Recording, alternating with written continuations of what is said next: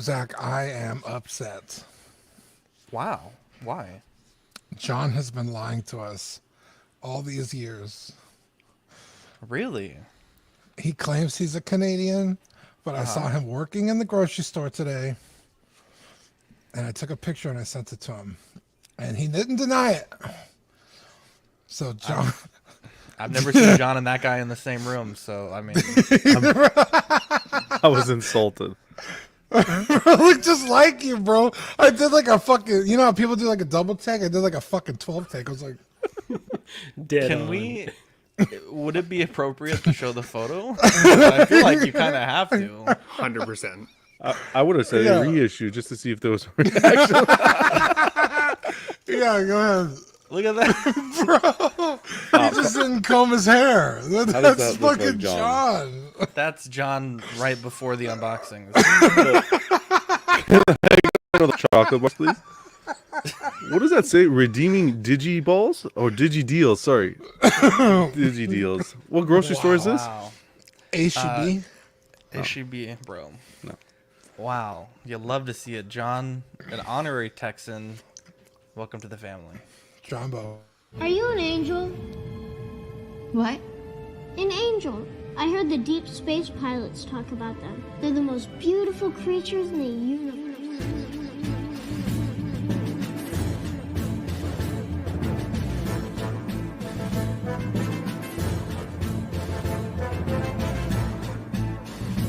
Hello there. We are tonight's entertainment. We would be honored if you would join us. He's got a billion toys. You brought in the doll collection. These are not dolls, Jim. These are commodities. Same as gold or oil. 5, 4, 3, 2, 1, 0. You are now listening to the Collecting Weekly podcast.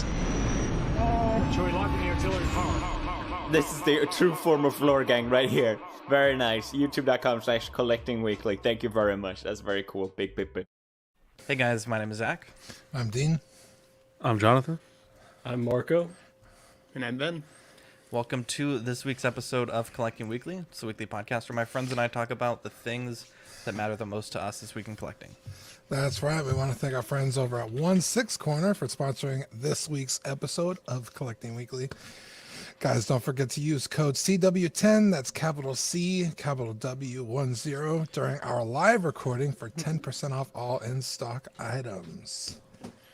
We have a great show planned for you guys tonight. We have a brand new Hot Toys to talk about, two different variations of the same figure, a lot of Exo 6 stuff, which I know Ben's pretty excited for. We did get an update from Queen Studios in regards to the confusion we had with their Lord of the Rings stuff last week. And more. Before we get into that, Dean, we have a very special segment we kick off all the best shows with. Yeah, you guys ready? Yes. It's new this week. Yeah. What'd you get new this week? I didn't get anything this week, so it's all up to you For guys. once. Yeah. Wow. John, did you get anything new this week? No, brother. I'm as dry as the Sahara Drier than Desert my over here. elbows. Wow. I know someone that got some really cool stuff this week, and it's a sweet angel there at the bottom. Yeah, so it's been a good week for me. A lot of things that have been anticipated coming in. I'll start with that Godfather, so the Dawn finally arriving here. This is one that definitely debated because it didn't fit my collection, but I feel like after I got the Marty, I'm kind of opened the door to some one-offs. So, Mario had hyped this one up, saying it was a figure of the year. So really excited to bust this bad boy open. I'll also say, I got my first NECA figure. I did order that Turtles 4-pack from the Secret of the Ooze.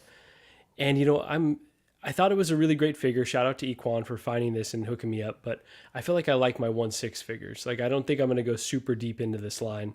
I'll probably just have the Super Shredder and the 4 Turtles and call it a day. Because I love the detail, but I think they're just not necessarily for me. It's a little bit closer to a toy. So, really, really happy with these gets this week. And one more, shout out to Baby Girl 707. Shout out, Baby Girl. And who is Mike Jones for hooking it up. This awesome gift. They got some swag. They got some stickers for us. So we are official now. We have made it. We're on Collecting Weekly, and we got stickers. So that was a real generous gift to them. You made your first step into the world of swag. So, do you know where they got these from? Because they look really good. I don't. You know, they just busted them out yesterday, so I can ask where they got them from. But like all the printing was high resolution, and the finish was really great. So yeah, they went top notch. They didn't skimp out. I would like one sticker for my collection. Absolutely. I'll send you a bunch of them so we can maybe spread them out amongst the other folks as well. Yeah, very cool, very cool. Ben, what'd you get this week? By the way, dude, that was such a figure flex, that Godfather and the Turtle this week. I was like, I can't hold a candle to it, but Gigi's not happy, so she might be sending some of those your way, you know? I'll take it. Shauna was talked me into shopping this week, and she wanted to go clothes shopping, and I did not. So I took a tour into Toys R Us, and I've been looking for an animated Batman to go along with my Joker for a little while now, probably 2 years. And I spotted this guy. This is a new line that's come out. It's the Adventures Continues line, which I think is the second, essentially, iteration of this line that they're coming out with a couple new figures. I saw quite a few. Red Hood was in there. Deathstroke was in there. This Batman. They've redone the Joker as well. So I had to pick this guy up. But to see the Joker on the shelf by himself for this long has been a shame, as I can say. So, and I got to spend some money at Toys R Us while Shauna was clothes shopping. So it was a win for everybody. So I was pretty stoked. That's crazy, bro. Toys R Us hasn't existed down here, and bro, I haven't spent money at Toys R Us since before Vivi was born. We still got them. Yeah, dude. I think I was in my 20s. Well, and I was confused about it because we had heard that in Canada Toys R Us was going to go out of business, and then they kind of just kept chugging along. So I'm down with it. But if you guys ever need me to check anything out at Toys R Us, let me know. Dude, we need a Toys R Us toy tour. It'd be fucking awesome. 100%. We got Toy Mafia, Tukatri, Badfish, Who is Mike Jones, Paul Schreiber, Pablo Meza, DJ, Baby Girl 707, shout out, KJ Smith in the chat. We also have Equan, Big Ol' Fern. John is also part of Al Qaeda as well, if you know, you know. The Ben Thomas Show, Duck Collector, Thor 123 Gaming, Scott Bradley, Big Peps in the chat, Brenton Palmer, Mark Pearson, Rainer. What up, Rainer? I actually got to see Rainer this weekend. It was really nice. Now I had a pretty good week, so I finally finished, it's been like 3 weeks that we've been talking about it, the Bag End mock, and I think it came out really nice. I did add some parts to kind of make it a little bit larger because the front of Bag End was kind of like just kind of dropped out of nowhere. So I added a few studs and some masonry bricks. And then I also got some really cool light up bricks. In fact, let me get the company because I want to shout them out. But I've been trying like some cheap ways to light this mock. And the thing is, like, when you're using like, you know, off the shelf LED stuff, the problem that I was having was the wires were too big and they were too difficult to hide, and the control devices were just like really huge. And so I, you know, went on Amazon and I typed in LED Legos, and I ended up finding some pretty good stuff. I'm trying to find the damn company name, and it's pissed me off that I can't find it. Brickloot, there you go. Brickloot. So they're really cool because they have a customer service phone number, because on their website, all the lights that they had were cool white, so kind of like the lights that are in that little display there. But I really wanted white, and they didn't have any on their Amazon store, so I called their customer service line, and the lady there helped me kind of figure out exactly what to order for what I needed. And everything is plug and play, so you have a USB that goes into a wall wart, and then it just kind of like plugs in everything daisy chained. And it took me maybe like 2 minutes to light it up, and then like another few minutes to hide the wires. And it's fucking awesome. So I'm hoping to do like a video review of the mock and then the LED setup here in the next few weeks. But definitely really happy with it, and it's definitely a really cool mock. Is this the same tech that you mentioned before, Zach, where it's a brick that has a light in it, or it's a bit different? Yeah. So, John, if you can make me big cam. So this is a look at what the bricks look like. So I ignored the tape because I was trying to figure out ways to hide the LEDs or the wires rather, but the LEDs are actually built into the like a Lego brick, and they have these little male female ends that kind of just plug together. And I mean, it's really simple. There's no soldering. There's no, you know, prep. I mean, you literally just plug one into the other all the way down the line, and it's, you know, definitely awesome. Shout out to Layout 16 Scale Man. What's up, all my brothers? Love you guys. Love you too, buddy. Hope you had a good Easter. And I'm loving it because even when I was doing like the traditional light strips that I normally use, I wasn't able to find a way to light that lantern in the front, and they make a part that's just that lantern with a very small LED built into it already, and it just plugs straight into the daisy chain. So I'm super stoked with how it came out, and the price was fairly reasonable. The shipping was great, and like I said, the customer service, you could pick up the phone and, you know, have a chat with them about what you need, and it worked out pretty good. I did get a chance to see Rainer this weekend, and he had found a Black Series Boss Commando from the Black Series line, and Republic Commando was one of those, you know, really fun nostalgic games from my childhood. In fact, the Commandos, this is a book my parents got me on Easter like in 2005, and so there's a Republic Commando story there. So I've always been a huge fan of the Republic Commandos, so I'm stoked to see that they're doing 3 of the 4 so far, and I hope that they announce the 4th one soon. But definitely excited to be able to get into that line. Scott says the mock looks fantastic. Thanks, Scott. Now let's get into the news. We'll start with Hot Toys Bespin Luke DX. I believe this is DX 21. It comes in a deluxe and a standard version. You're paying $345 for the deluxe, $285 for the standard, and this comes out July to December 2023.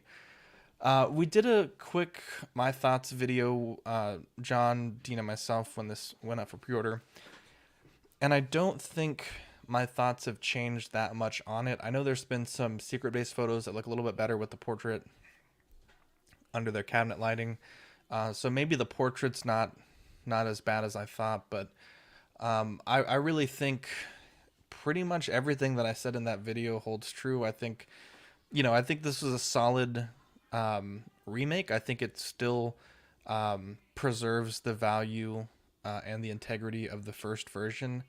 I think, you know, a lot of the points that Dean and John made are still very valid.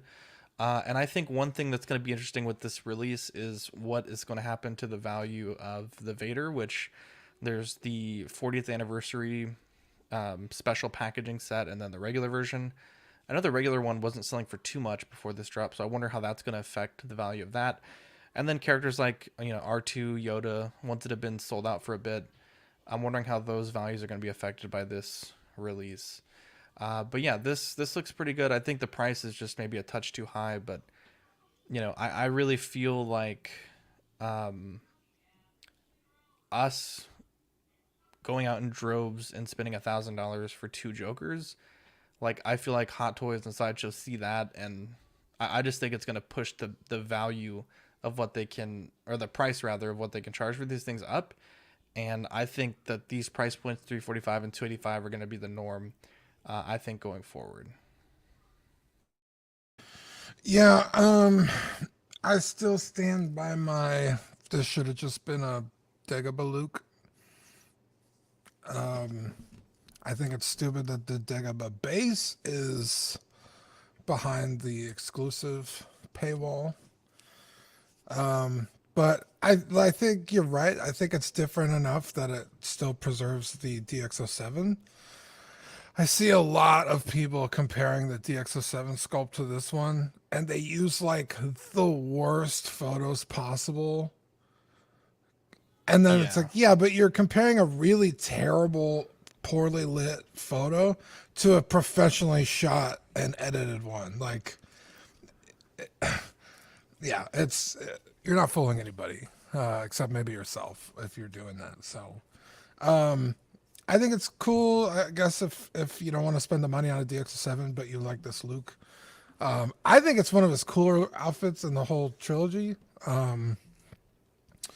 So good for you if you want to get it. If you have the DX7, I really don't think you need to upgrade to this. maybe if your boots are flaking or you like the sculpt, you could buy those on the aftermarket, but I don't think you should be, tripping over yourself to pick this up if you have the DX07, but those are my thoughts. Dean, can I just jump in and piggyback off of what you were saying about it being a Dagobah Luke? It absolutely should have been that. Or, or just don't release another Luke right now. I get he's the premier character in Star Wars, so they want to capitalize, but there are just so many Lukes in the hopper right now that it's like, this one could have waited. Unless they really need to like have a premiere release to get a lot of pre-orders. Yeah. That could obviously be the strategy. And again, testing the price point like Zach was saying. But I just wanted to highlight for our audio listeners, there's, the differences between the exclusive and the deluxe.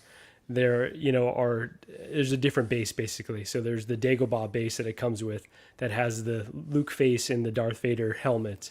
And then is it like a plastic overlay? It's one giant diorama piece, right? Is the base. I think it's one of those little octagon things, and those clip-on plastic bits. There you go. And so those are the differences that I've highlighted. Like there, the Rey and the BB-8 from Episode 7, it was just like connected to the base. There you go. I think that's what that is. DJ makes a great point here. One thing I'm upset about is the desecration of the DX line, a deluxe for a DX. That's a ridiculous. A DX should already come with everything. It should be the ultimate package. Yeah. OG fan says, how dare you, this Luke release is long overdue. What else do we think about this? Well, that's kind of what I was going to say. Ever since I started watching YouTube streams regarding Hot Toys, I feel like it's always that, where's my Bespin Luke, right? And so I feel like this has been a long time coming, even though there are quite a few Lukes out there. I'll be curious to see how this Luke compares even to the Landspeeder Luke that's coming. Because I've seen the sculpt on that one, and it also looks really, really good. For me, I've never been able to own a Luke. So when this came out, I'm one of those collectors that I'm like, yes! Like, I'm so excited to be able to get my hands on something like this, because I missed the DX07 and some of those options. I think the face sculpt here is really good. I think it's kind of funny when people say, well, it looks like the other sculpts. But if the other sculpts, if you felt like those were on point, it's still Luke Skywalker. It still should look like him. So there should be some level of similarity between sculpts. I don't see necessarily that direct correlation with the other one in terms of the CGI Luke that people are comparing it to. I think that looks honestly quite a bit different, but maybe it's kind of like Dean said, it might just depend on the lighting or the paint apps or who knows. But some of the cool things that I love about this, I really like that Darth Vader helmet with the Luke face in it. I think that's cool. I know that that's a bit of a pull from previous releases. But I've seen some of the photos of, the underside of the neck where it looks like a severed neck underneath there. Like, that's a cool detail. And as I said, for a guy like myself who's missed on the Lukes, I'm pretty stoked about it. Ben, are you going to get the Mando Luke Skywalker? No, honestly. Okay. I thought it was a strange concept that they modeled it after the CGI likeness versus the real actor likeness. I get it that it's a little bit more screen accurate to the TV show specifically, but I thought the CGI Luke was a little bit off-putting. I thought he was a lot better. This might be the same head sculpt, though. That's what people are saying, and I don't see it. I guess that's the thing. Maybe it's, as I said, maybe it's a difference of lighting or paint apps. I'm not too sure, but I don't think it looks the same personally. So it'd be curious to find out if it actually is once people have it in hand, though. I'd be curious. Mm-hmm. There's a lot of people that are streamers. Sorry, John, that are saying that it's the same portrait as the CGI Luke, and then that this is a recast of the DX, but they're saying it as fact, and I would definitely, wait until it comes out to make that judgment.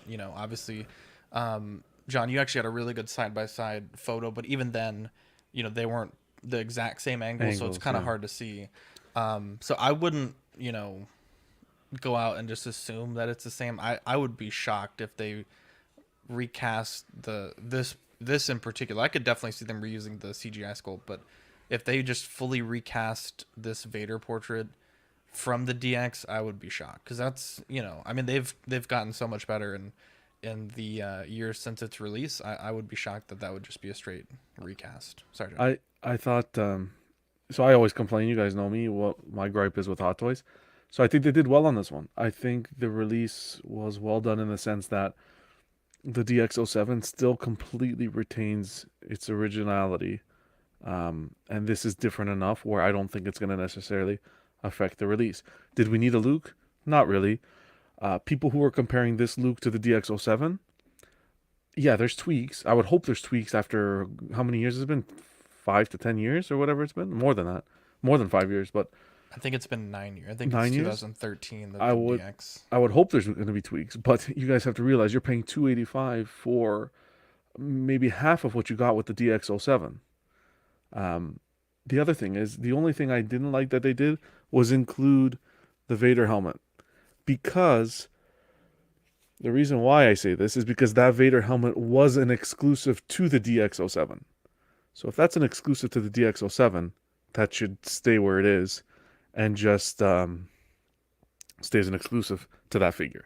I don't think it was cool that they brought that back. They should have come up with something else.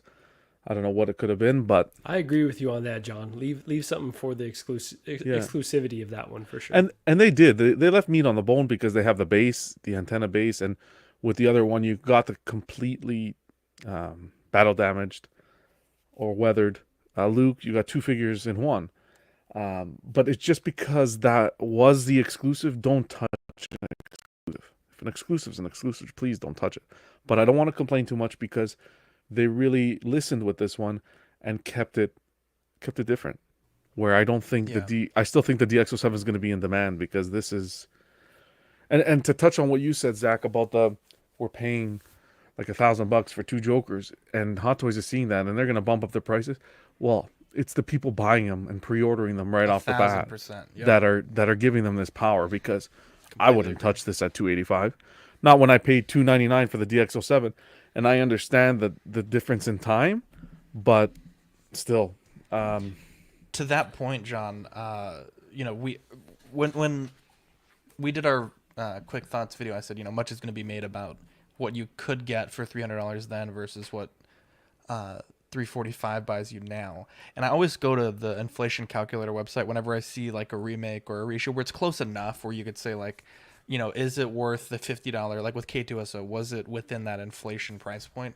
$300 in 2012, which was when the DX07 went for pre-order, is $375 current based on inflation for this year. So that's right at about that, less than inflation price point. So I don't think it's terrible. I think, if you're a collector that, because I don't know what the value is going to happen to the DX07 now that this came out. I think it's going to stay fairly consistent, but I think you can get that one for about $600-700 last I checked. So, if you're the type of person that's going to want that battle damage look, if you're going to display it with the weather vane or display it with the tourniquet, at $345, I mean, you're like, about almost more than halfway to that secondary market price of the DX07. So, you'll get 2 figures. You'll get a arguably better or worse portrait depending on which side of the fence you're on. But there's also that option too. So I think the value is definitely there, especially if a single pack is going to cost you $285 minimum. So lots of options.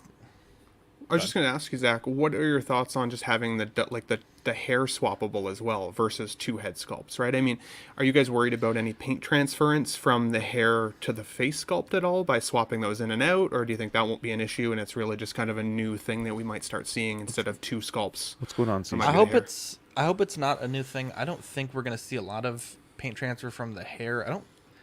I personally can't think of seeing it that often. I know mostly when I see it, it's paint transfer on the hands or the forehead from like a robe, and that's different than paint transfer from the hair. If it's just paint transfer from the hair, a Q-tip with some water, you scrub it right off. I think you'll be fine. Cool.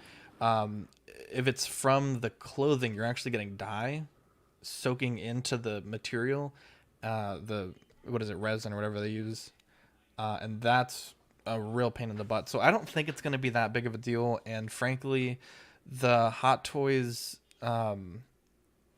material that they use for the hair is usually fairly soft, so you can get that on and off without risk of scratching. And it's not perfectly flush. You can kind of see a little bit of gap. So I mean, they've been doing this swappable stuff for a while. I have no doubts that they're gonna, it's not gonna be terrible. I think like the problem with the swappable hair comes with like the custom portraits. Like I know a lot of people like the Indigo portrait, but I think for that, since it's actually resin and it's like a firm material, it can't really mesh perfectly to the head. Otherwise, you'd get that paint rubbing, and that's why I think those sideburns sit a little bit too far out. But I don't think that's going to be a big deal, but I definitely hope that for figures going forward, 2 swappable hair isn't going to be the norm. I know with Luke, it's been, it's kind of been like a thing. But especially for a DX, I think it's a shame that they're not going to give you 2 entire portraits. I don't know if I mentioned this on the quick thoughts, but the outfit's just so clean, and it just really shouldn't, even when he first gets to Dagobah, it's not particularly clean, and obviously doesn't get any cleaner while he's there. And by this point, I mean, he's pretty filthy. So I think it's kind of in desperate need of, like, get some dirt and literally just rub it on the figure and roll that bitch around in some mud or something, because it looks it looks really bad, the weathering on this. To that point, though, a lot of folks are speculating that May the 4th we might get a battle damaged version of this figure. Do we really think Hot Toys would be so bold? I know they've done it before, but to cannibalize their own release. I do think they would be so bold. I guess to your point about that, if we're going to pay $1,000 for 2 figures, then they're like, why not this? Yeah. Can you imagine? They do a battle damage with the antenna stand and everything. John's gonna blow a gasket. Dude, I would fucking buy a picket and fly all the way to Canada and join John in the streets and start a motherfucking riot if they did I'd that. lose my mind. They're in they're not in Canada right now. I'm joking. How dare Marco, you? I'm at the grocery store still, buddy. You took my joke and you just shat on it. He's at the You grocery store. couldn't let me have that. You just had to. Brandon says, I agree, it's way too clean. Just got that jumpsuit from the store clean, for real. But from what Ben was saying, for $285, you better be getting 2 portraits and not just a hair swap out. Yeah. But it's not. Well, and I was trying to. It's I was trying to find it on $285 is the base price point. Oh, okay. I thought it was like $345. No, that's the basement. Dude, did you get new internet or something? You're like so crispy right now. Like the way you look, you're moving in like 4K, bro. It's like tripping me out. He gelled his hair today, dude. too. You're moving in like 100 frames per second, bro. It's just fucking. I'm not lying, bro. You look like so I don't know. fluid right now. Dude, the other day I could not Making get me StreamYard moist. to behave. Uh-huh. But yeah, the past couple of days it's been fucking crispy. Well, knock on wood, bro. Don't fuck us up. Up next, oops, let's get rid of that. The Batman Hot Toys announced at the end of, I believe it was the DX19. Marco, save me here. The DX19 video, that thing for their 1/6 scale of the Batman figures. So, again, I think this is a direct correlation to what's going on with Queen Studio. Queen Studio's being very open, being very conversational. I think, this is like the 3rd week we've had an update from Hot Toys and Asmus, so it's like, I think Queen is shaking some people a bit. So. You'll love to see it. Now, Ben, we have a lot of Exo 6 stuff to talk about. I'm going to let you take lead because I'm not that familiar with all these characters. And you just let me know when you want me to move the slide, and we'll just run through these real quick. 100%. So this is actually an exciting first picture that we've got here, because this is Captain Benjamin Sisko, who is actually just released today by Exo 6. They put up the pre-order. So for anybody who's a Star Trek fan, take a look at Exo 6's website, because this guy is pretty cool. But I think the one big takeaway that I've had just recently, I think it was 2 weekends ago, there was a con where Exo 6 was hosting a booth, essentially, and they had, I think, anywhere between 30 and 40 different announcements and figure previews available. So we got a couple slides here that you can zip through, Zach. This is a Ferengi named Quark. Again, Ferengis are huge in the Star Trek universe, so really excited just to see how good the quality of sculpting is on this. Again, I think for Star Trek fans, they're just going to be so excited to see this. On to the next one. It amazes me, just for like 1 second, the way the ears look. How it has that like transparency in the ears. Like, that's fucking... It's really I don't know cool, if that's dude. intentional, but that's fucking awesome. It's really cool. And I mean, Exo 6 isn't the first 1/6 scale company to come out with Star Trek collectibles. It was actually QMX that did it first, but the quality just wasn't quite there. And like, just for pre-release figures like this, like, these look insane. So the next figure we see here is Jerry Ryan. So she's Is she actually 6 of 9. 7 of 9. Okay. So it was nice and close. Or Annika Hansen is her human name, but she was assimilated by the Borg when she was a child, and then the cast of Star Trek Voyager rescued her from the Borg. So again, she's just a staple within the Star Trek community. Not everybody loves Voyager, but most people love 7 of 9. It helps that she's pretty good looking in a jumpsuit. I mean, let's be honest, even the figure looks pretty nice there. But and then we've got so Commander Tuvok and Captain Jonathan Archer. Again, just two figures from different Star Trek lines, different timelines essentially. But the Tuvok on the left there, just to go back one real quick, the guy on the left, I mean, that looks exactly like the actor Tim Russ. It is mind-boggling. And Captain Archer on the right-hand side comes with his dog, which is also featured pretty heavily in the Enterprise TV show. So very, very cool there. These two are from the Star Trek Discovery line. Now, Star Trek Discovery is a pretty hot topic with a lot of Star Trek fans right now because it's a decent show, but not everybody loves it. Having said that, the figures themselves are pretty decent. I think the sculpting on the hair on the female there, her name is Michael Burnham in the show, that looks a little wonky, but again, I think they'll fix that. But Commander Saru on the right-hand side, that is bang on, dude. Like, that is like a screen pull right from the show. So again, anybody who likes the show, I think is going to be pretty stoked about these two figures. And then these are also from Star Trek Discovery. So Captain Pike, who's on the left hand in the yellow, he's actually going to be the actor who's also on the new TV show, new Star Trek show coming up called Strange New Worlds. So that show hasn't aired yet, but it's getting some decent level of hype. So we'll kind of see. Captain Pike in the original TV show essentially dies pretty early, and Captain Kirk is the captain that ends up ultimately replacing him. I was gonna ask, when does this show take place? Because Pike was Kirk before Kirk. Correct. Prior to Kirk's time, 100%. Was this Captain Saru in the reboot franchise? Was that the guy that was right before Kirk as well in that movie? No, so Saru is just in the well, so technically Discovery is before Kirk's time, but it's kind of it's deemed as almost like an alternate universe. I want to say it's not necessarily on the same timeline. Gotcha. These look bonkers. I mean, these guys are staples, obviously.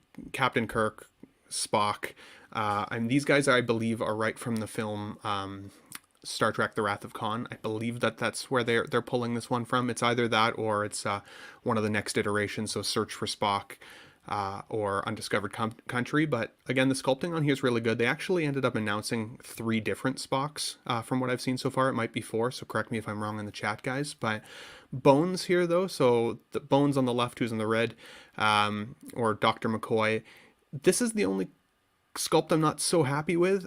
I honestly think it looks a little bit like Sulu, who's one of their Asian commanders, not necessarily this guy. Now, this guy's a pretty unique looking figure, so I think maybe they're just kind of fine tuning the sculpting. So we'll kind of see where it goes from there. And then on the right hand side, we're seeing Khan. So Noonien Singh Khan. Awesome figure. This is from actually the original TV series, not from the movie, not from the movies. So, but again, he ends up becoming quite the nemesis for Kirk down the line and spans a whole bunch of movies. And then this guy I was really excited about. So we all know who Christopher Lloyd is, you know, Doc Brown from Back to the Future. Well, it's the same actor that plays this Klingon in the the Search for Spock. He essentially gets trapped on a planet with Kirk throughout the movie looking for something called the Genesis Project. And it's a badass movie. Even if you're not a huge Star Trek fan, I would totally recommend at some point tuning in, watching The Wrath of Khan, The Search for Spock, kind of back to back. Because it's a really, really cool story. And I mean, Christopher Lloyd, we all know how just iconic some of his characters are. So it's definitely worthy of a watch. I'm going to pick this guy up for sure. Because, you know, I plan to get Doc Brown in my collection with Marty. And I think it would be cool to see kind of on the adjacent shelf, you know, a Klingon version of the same dude. So And then, so Next Generation is my favorite of all Star Trek series, I would say. Obviously, the one on the left is just a character picture. I couldn't find, unfortunately, from the Exo-6 booth, the actual figure himself. We have seen a few Jean-Luc Picards already, though, so one of them is already sold out. They are talking about potentially re-releasing it because they have come out with the captain's chair. But on the right-hand... Yeah, on the right-hand side, though... A reissue, potentially. The chat is saying Exo-6 doesn't do reissues. How dare they? I know, I know. But Dylan mentioned the developer who's talked about all these figures coming out has said just because the captain's chair from First Contact is being released with kind of a background diorama of the bridge itself, he's thinking about potentially bringing this guy back out.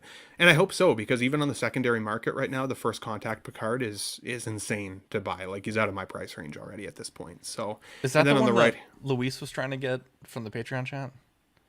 I don't know. I haven't seen that actually, but it's crazy. Oh yes, I think actually he saw it in one of the pictures of the store setup that they saw. Was that price good? Oh yeah, if you can get them even close to retail at this point, it's a must buy. Let me know if you need me to pick it up from you, bro. I can ship it to you.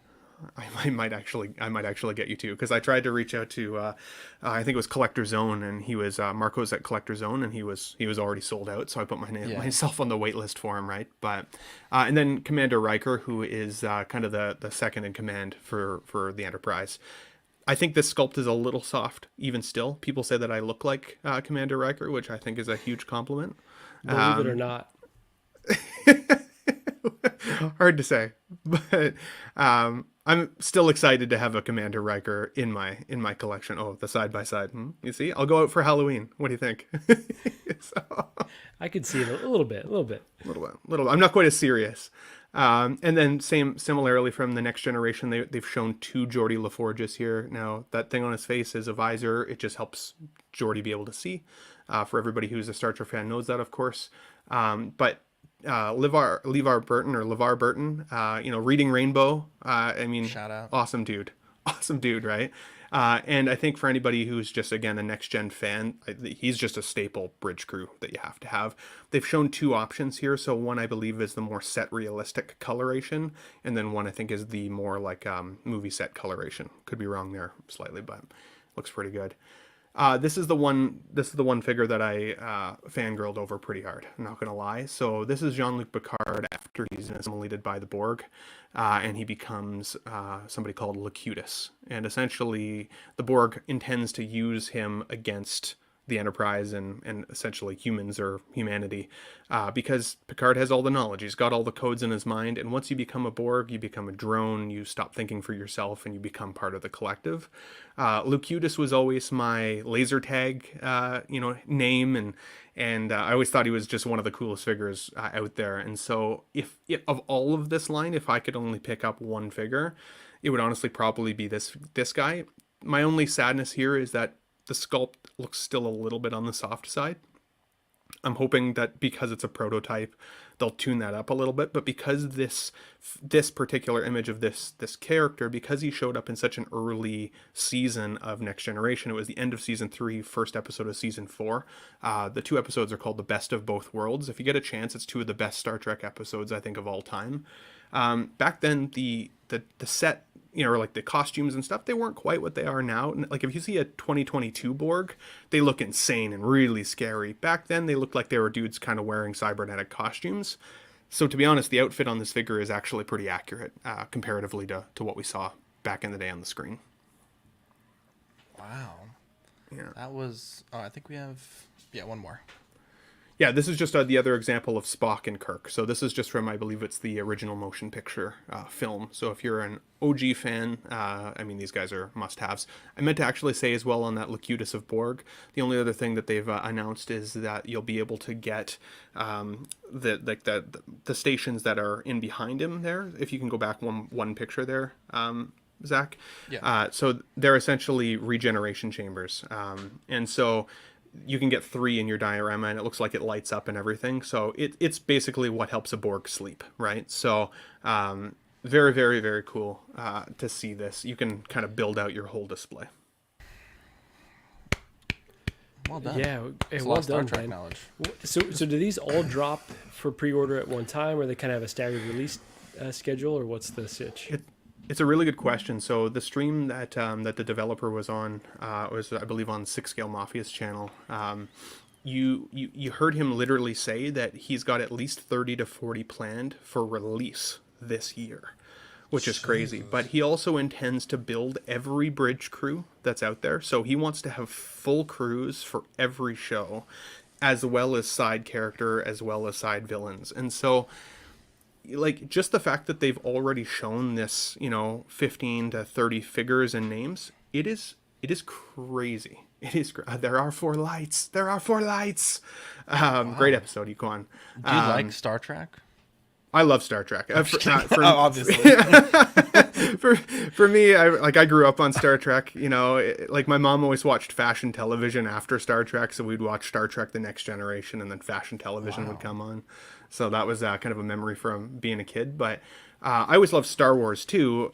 They're just so different. And one of the things that I think I liked most about Star Trek is, they solve problems with critical thinking and debate and discussion. They don't always have to try and blow each other up. There's parts of that, but that's not the mainstay, right? And it talks about a future of civilization where we work to better ourselves and become something more than we are now. And it's always been a really cool thing, a really cool thought, anyways, a really cool hope for the future. And then they shit all over it with the Picard show. I got to. Yeah, it's not been great. Start watching it again. I think I started watching The Next Generation, but the episodes are so long, and it would take me a while to finish an episode, and I enjoyed it. Like, don't get me wrong, but I couldn't get past the weird alien with the judge outfit. What's his name? Q. I fucking hate that guy. Every episode, he just the story's going, it's going and going, and then he comes in and just fucking side rails it. So that's John Delancey is the actor's name, and fucking hate that guy. It's funny because Q is, and that's, you're supposed to, right? I mean, he's supposed to be the kind of the sharp pokey in the ribs, right? But that's actually a figure that I have on pre-order is John Delancey's Q. It's Judge Q.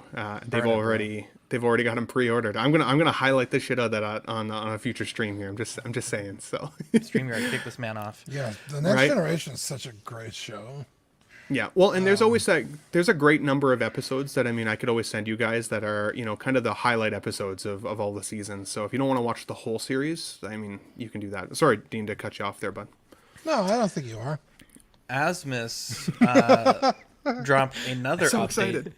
We don't want any more visitors, well-wishers, or distant relations. It has been the attitude during our fight against COVID-19, and good news has finally come to learn the factory has survived against the COVID spread in China, so we're now back in business. Bilbo is due to ship in May. How do you like the sample so far? I think it looks, as good as I think an Asmus, can look, especially if this is like an approximate counter sample. So I don't think there's a ton of quality lost there in the outfit, which I think is important. I think the portrait looks good enough. I desperately need to put this on pre-order, so it's going to be probably my first priority once I get paid. Do you feel like they've upgraded significantly since the last time they showed this sculpt? I mean, it looks the same to me. I think maybe the hair is a tiny bit worse, but I'm not expecting a Hot Toys quality figure for $180, and I know I'm not going to get one, so. But this is gonna go great on the Gandalf shelf with the Frodo. It's gonna sing together. Cool. And honestly, like, the hardest part about this figure would be the body and the clothes, because you could always go to Wano and do your own head if you really were that unhappy with it. So $180, Bilbo on the shelf, solid. What were you say, John? COVID didn't close the doors, but Queen might. Jesus Christ, they might open them though. Speaking of Queen, so last week we were a bit confused about some of these, I don't know what you call them, but slides that were shown. And I did live reach out to John from Queen Studios and kind of, told him that I just wasn't really sure what exactly was going on with, even us, like on air, like half of us seemed to think it was one thing, the other half another thing. So this is the exact message. He said, sorry for the late reply. Most of them were early concepts as we're still working on the figures. On the video, it said pending licensor approval. I'll make sure we make it clear what they are next time. The Ring Wraith would have been an early proto, and we should have some more of Gandalf to share next week, which would be this week. We know most 1/6 scale collectors were disappointed, but we've been planning this since last November, so unfortunately we weren't able to get the 6 scale figures in time. I spoke to the team, and they said they'll try to do something like this for 1/6 scale in the future, hopefully sometime this year. And I think that means like another presentation video like this with actual figures. And then I did want to confirm, I kind of pushed a bit, and they said they were sorry for the mixed messages. The issue was they need to get approvals before they post things, and they're just trying to keep everyone as up to date as possible. So I think we were right to be confused, and that explains why Dean wasn't able to find like this Ring Wraith photo on the internet. It's just early concept stuff, and I just told them like it was just confusing because in some photos there's bases, and other photos, pending license or approval. What exactly are these? So these are not figures; these are just I guess you would call them renders. Yeah. And so that solves that mystery from last week. We still didn't get a statement that they were stating that they were going to provide us, correct? In like not us, just in the, general. The pre-order of the Joker. Yeah. No, we have not, and I don't believe they have not officially released a statement. Okay. In regards to the Joker window. It's interesting. But for this, at least we did get a direct answer. Like this is what these are. At least we can put this to bed as far as the Lord of the Rings stuff goes. So. They look great. Hopefully the figures in hand are much better. But there's that. Now, Dean, for you, this was pretty exciting. This is... Jesus, I can't find anything on my Game right here. Toys Tifa Lockhart from the Final Fantasy VII Remake. This thing looks like it's right off the screen, bro. It's fucking insane. I have no doubt this is going to come out looking this good. The Game Toys Cloud and the Game Toys Sephiroth came out absolutely perfect. I need a 1/6 Tifa in my life. Hell, I need a 1-to-1 Tifa in my life, but this will have to do. For now. Yeah. And yeah, this thing looks absolutely insane. So can't wait for it to come out for pre-order. It's still these are still just teases, but I mean, any day now that they're this far along. So I'm guessing maybe 180-ish, because I think Cloud was like 180 as well. Now he's going for like 600, so I'll never own that unless you have one out there for sale. Let me know. I'm willing to buy it. Wow. Yeah, I'm so excited. This thing is amazing. And her outfit's perfect to hide any potential joints or anything like that. Like it's gonna make a great figure. Yeah, I'm excited. Dean, that actually looks some.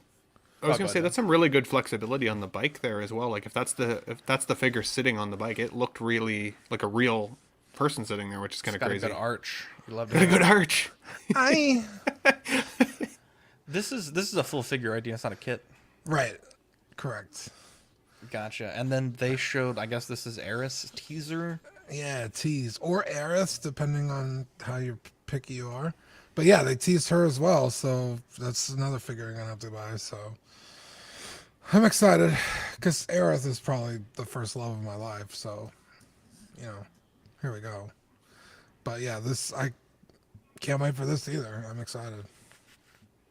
Wow.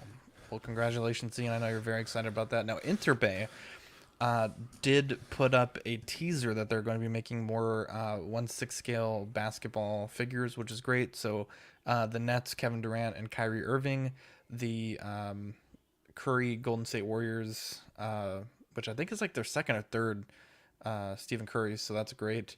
Giannis from the Bucks, Luka Doncic and Ja Morant, or Luka Doncic from the Mavericks and Ja from the Grizzlies. I don't know that much about basketball, but I think I got that. I'm super excited for Giannis. Giannis is like one of my favorite characters, the Greek Freak. So I don't know if that would be a pickup, but I would have to strongly consider it. And I guess Curry's just such a, an absolute banger of a player that they're making another Curry. And Ja too. That dude is like one of the most exciting players to watch basketball. But Marco, I think you're a big basketball fan. What do you think about this? Yeah, big time. Like the Luca is one that I have my eyes on. Obviously, as a Kings fan, I'm like so depressed that we passed on him. I know Gigi's like great sports figures because I've been calling for more sports figures. I want NFL figures if possible. Yeah, I think this interesting though that Interbay put them up for pre-order. Right, I think it's like a $25 deposit without any pictures. Is that something that might be standard for, this company? I guess I'm not super familiar with. Is it even in our best interest to order directly from them, or do you kind of go through Big Bad Toy Store instead? Or I've never, that I can remember, seen a licensed company put something up without photos. Like I've seen Sideshow do it, but like you could just go to Hot Toys website and see the photos. Like they'll do it for like a day while they're uploading the photos. I've never seen that done for like longer than a day. Okay. At least in 6 scale that I can recall. Got it. Yeah, it's an interesting choice, but I guess these athletes are so popular that maybe they think they can sneak in some pre-orders now, and they've got a proven track record. The only thing that bothers me with these figures are just the joints. Like I just want them as display options. I want to have like seamless if possible. I get they're meant to be posed, but if it was a little bit more of a display piece, these would be no-brainers for me. But with the joints, it's like you kind of have to have characters that have more sleeves and ways to hide the joints if possible. So Marco, and I guess anyone here that watches basketball, obviously they're announcing 6 figures now. Is there other figures of active players that you would like to see in like a second round of announcements? No doubt about it. I think there's a lot of figures, a lot of upcoming folks. I'm drawing a blank on exactly who, but I'd love to see them go back still with the retro figures. I know they've made the MJ and, it'd be Timmy great Duncan. to get like, that's right. Oh, Tim Duncan. There you go. I'd buy Grand that. Theft Alvarado, bro. Little Manu action, but Bro, for me, it would be Chris Webber would be the one that I would be a no-brainer, or Jason Williams, like something like that would be a no-brainer. They already did it, Allen Iverson, yeah? Yeah, they did. Yeah.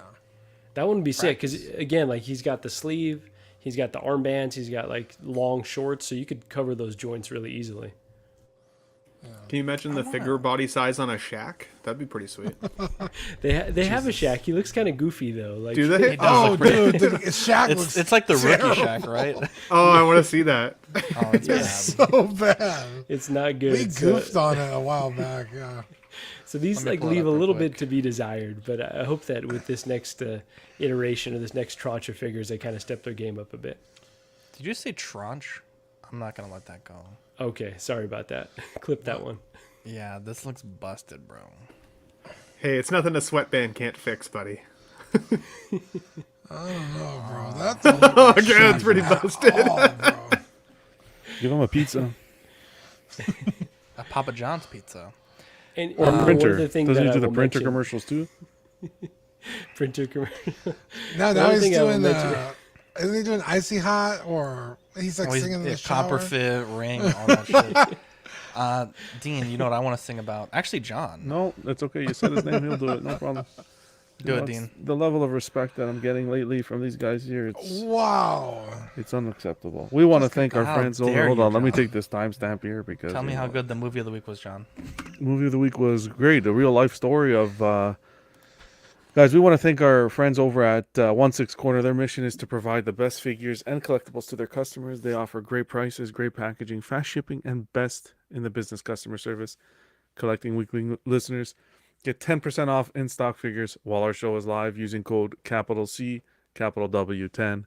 Choose your figures, pay safely with PayPal, and leave the rest to them. You guys are heartbreaking. I was heartbroken today. That's okay. The most powerful moment in American history. And John, I don't know if you watched it. It breaks my heart. Episode 212, our topic of discussion is pre-order. I'm curious if you guys pre-order these days. Why or why not? Where you pre-order. Is that Nicolas Cage with A Crown of Thorns? I think that's a new movie. Jesus Christ. Nicolio, what's going on, brother? I honestly don't pre-order that much these days. Very rarely.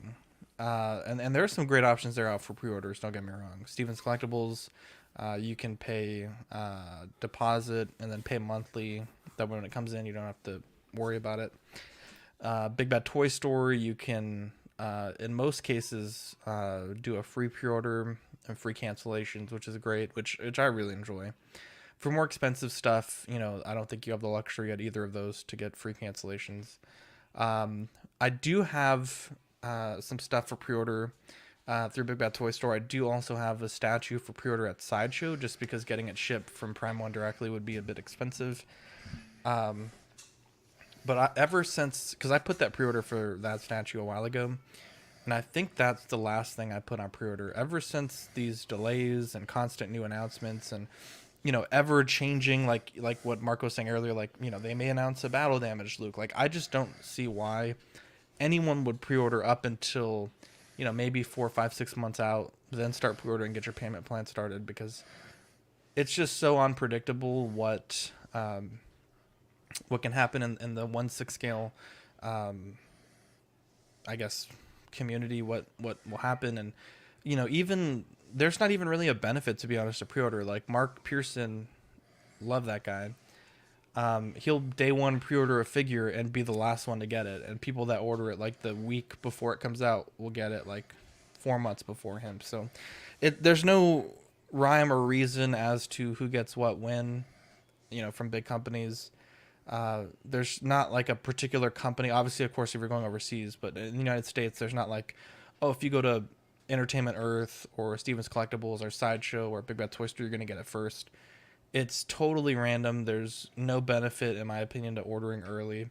And I was always I love the 6 scale Scavengers crew, but I always kind of shuddered with the Dopo mentality, because I do think at some point pre-ordering is a good thing, 4, 5, 6 months before release, but ordering something the first day and committing to it 2 years before it comes out, that's so long. And a lot of collectors that I know that were in the Dopo life would cancel a lot of pre-orders at great expense themselves. I mean, $30 a pop, you're canceling, 6, 7 pre-orders at a time. That's not chump change. That's a whole figure that you're losing. And so I don't know. I just don't particularly feel like it's necessary. There's some stuff that I absolutely I think it was last summer, the Toothless. I put it on pre-order with Steven. So I missed out on that once by being an idiot. Literally, it sold out. Got to my local comic store. They had 8. I was gonna go home and think about it. Went back a few hours later. They were sold out of all 8. So I was I'm not gonna make that mistake again. I'm gonna Dopo that one. But generally speaking, I don't pre-order it. There's just too many figures coming out. The wait times are too long, and my collection changes not that often, but often enough that unless it's something like a Bilbo where it might be coming out next month, I don't particularly see a need to be committing this early on some of these things.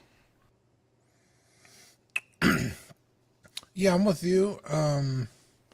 Specifically with 6 scale figures, because they really don't sell out that much, right away. And even if they go on wait list, it's usually because they're waiting for stock to come in, and then they go back up the next day, and people will trip over themselves I gotta get on the wait list. It's you really don't. But with statues, sometimes statues will sell out before they come out. So I do have 2 statues on pre-order. But you're not wrong about the delays, especially with statues, bro. I know 2 of the Prime 1s we were waiting 2 years after we had already paid it off for it to finally release.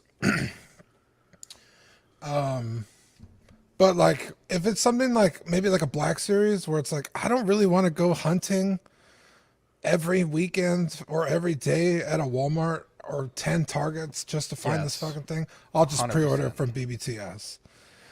It's only $25. It doesn't cost anything to pre-order it anyway at BBTS.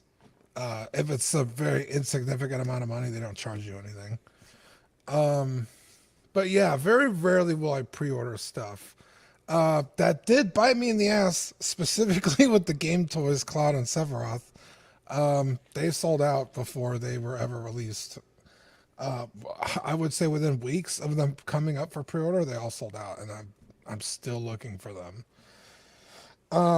But that's such a rare thing that sometimes I'm like, all right, that's my fault. You know, I'll just suck it up and pay the aftermarket price. Like, that was my bad. But again, that's so few and far between with 6-scale in my experience that, yeah, I don't pre-order. But I mean, if you choose to, it's not the end of the world. I know John has his thoughts, so kind of want to hear his take on it. So just do you. Do what your gut tells you to do. How about that? Yeah, I used to be that guy. Pre-order came out, you had to order it because that's how it was. You had no choice. If you wanted the piece, you had to order it. In 3 days, it was gone.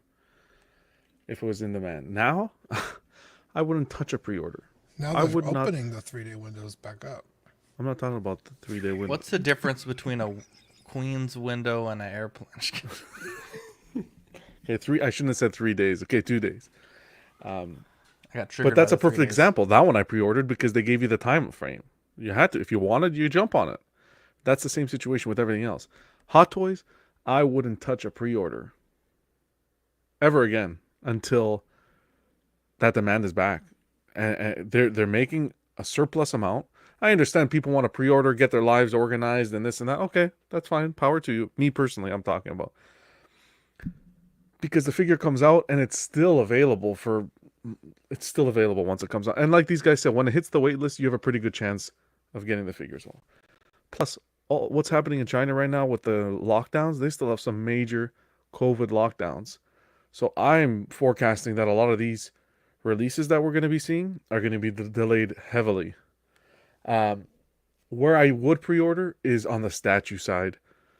Companies like Prime 1, XM, where there's real limited number of statues. Some of these companies are doing like a made-to-order statue. So they'll make, let's say, $9.99, but if they only get 300 orders, they're only going to make 300. You better get your order in, if that's the case, to secure your piece. Also for stuff like Queen Studios with the Captain America, where you have a certain amount of time frame to get the exclusive. If you order within a certain time frame, you get an exclusive to the statue. That's when I'd pre-order.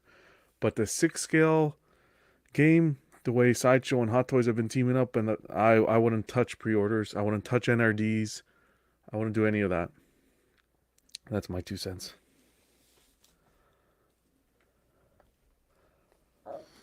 Well, not everybody at once. Go ahead, Margo.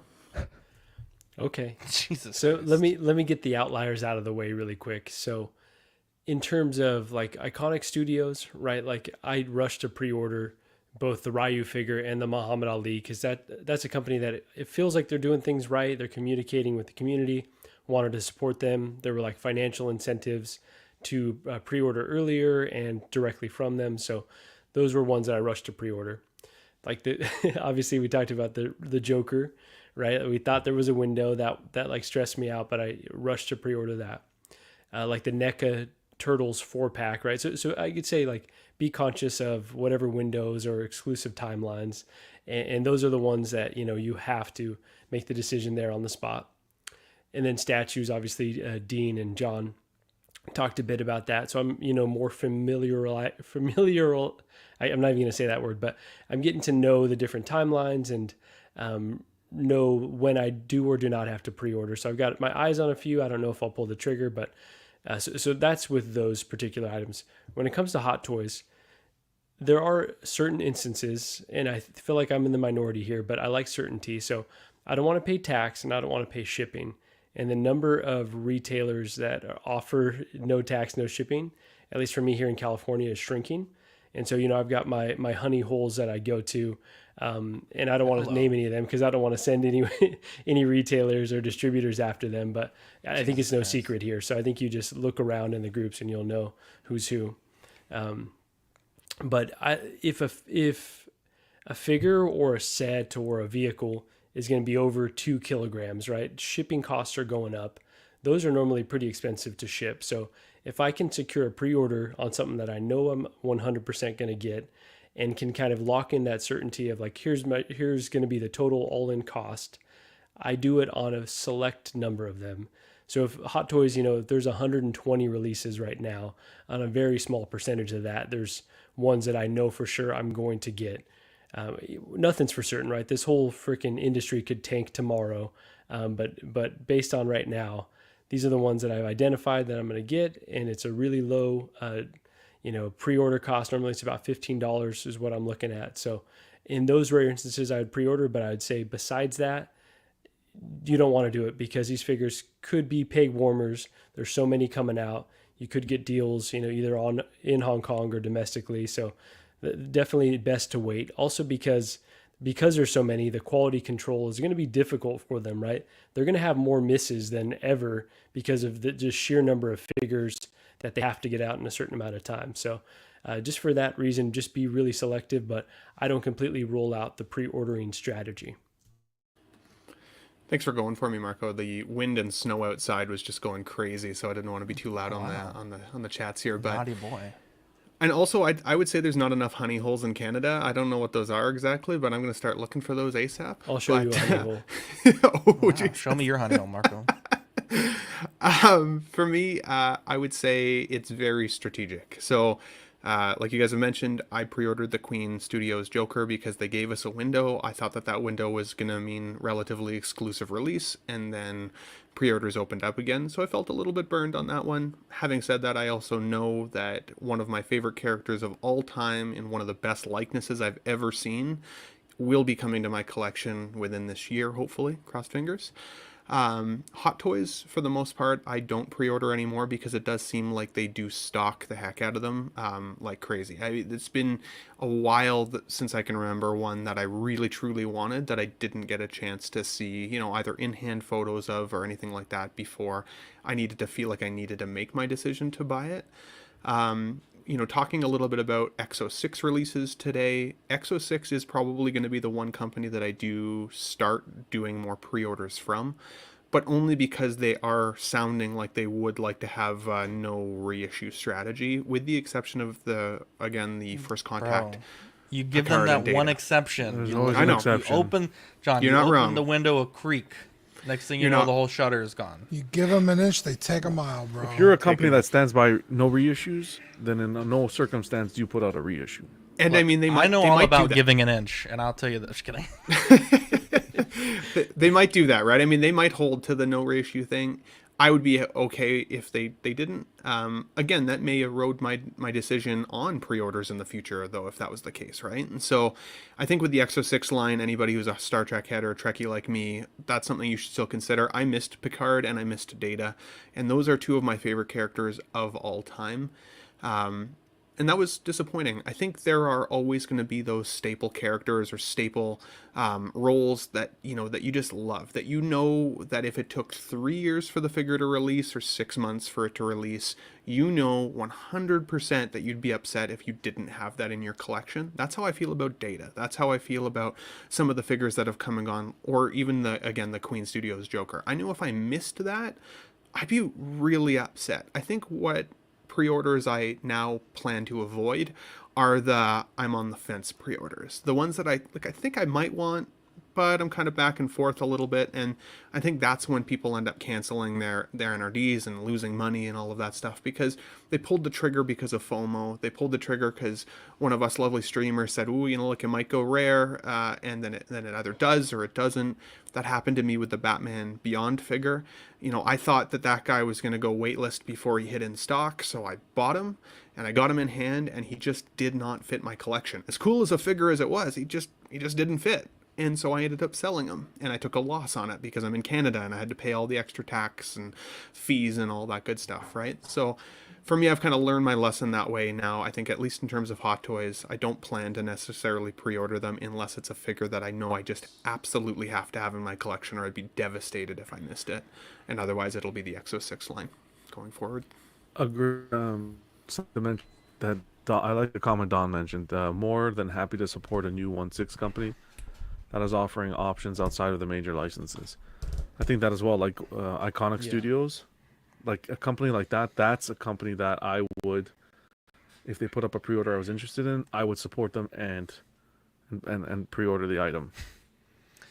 A few of us had mentioned figures or statues that you missed out on, but Marco and maybe John, are there things that you missed out on from not pre-ordering that, like, you kind of look back and be like, fuck, man, I wish I would have pre-ordered it? Yeah. What are some of those examples? The Sideshow, the full-size Rancor that they did, the statue. Oh, wow, okay. I missed the pre-order, and I joined the wait list, and it converted, and I missed that as well. I remember that I vaguely remember where you were, like, thinking about it, and then you passed, and then... Yeah, I regret that. Why did you pass? I don't know. Yeah, well, at the time, it wasn't really... it didn't really fit the collection, but now that I think about it and where I want to take the collection, and if more Star Wars pieces are coming out, I kind of want to take my collection in that route. And it's just a gorgeous rendition of the character. That I know they made the smaller one, but I wanted that full size. The ES was like really low and everything. It was perfect. But what are you gonna? I gotta pay the price now. That's how it works. I don't have too many specific examples of things I didn't pre-order and regret, but because I've been collecting for such a limited amount of time. But I will say with sneakers, there's lots that I passed on that I do regret. So I do love that Hot Toys. You can get it if you want it. So that's why I really try to think long and hard about, do I want this figure or not? And I probably obsess over things. But if I really, really think it through, I'm like, okay, I'm going to get this one for sure. Let's lock it in. Yeah, I think it also depends on the license. Like, for me, like the Robotech stuff, or Macross, if I don't pre-order it, I'm not getting it. There have been several times where we've been on stream and I've done like a live pre-order, and they're in seconds.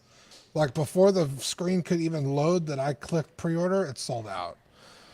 So I remember that After Dark, bro. Yeah.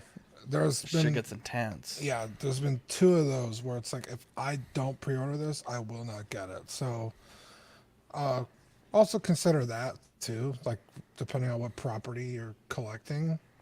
Like Star Wars, it's probably not going to sell out, right? They're probably going to make more of that figure than Bandai makes VF1s, you know? That might be a hyperbole, but you get what I mean.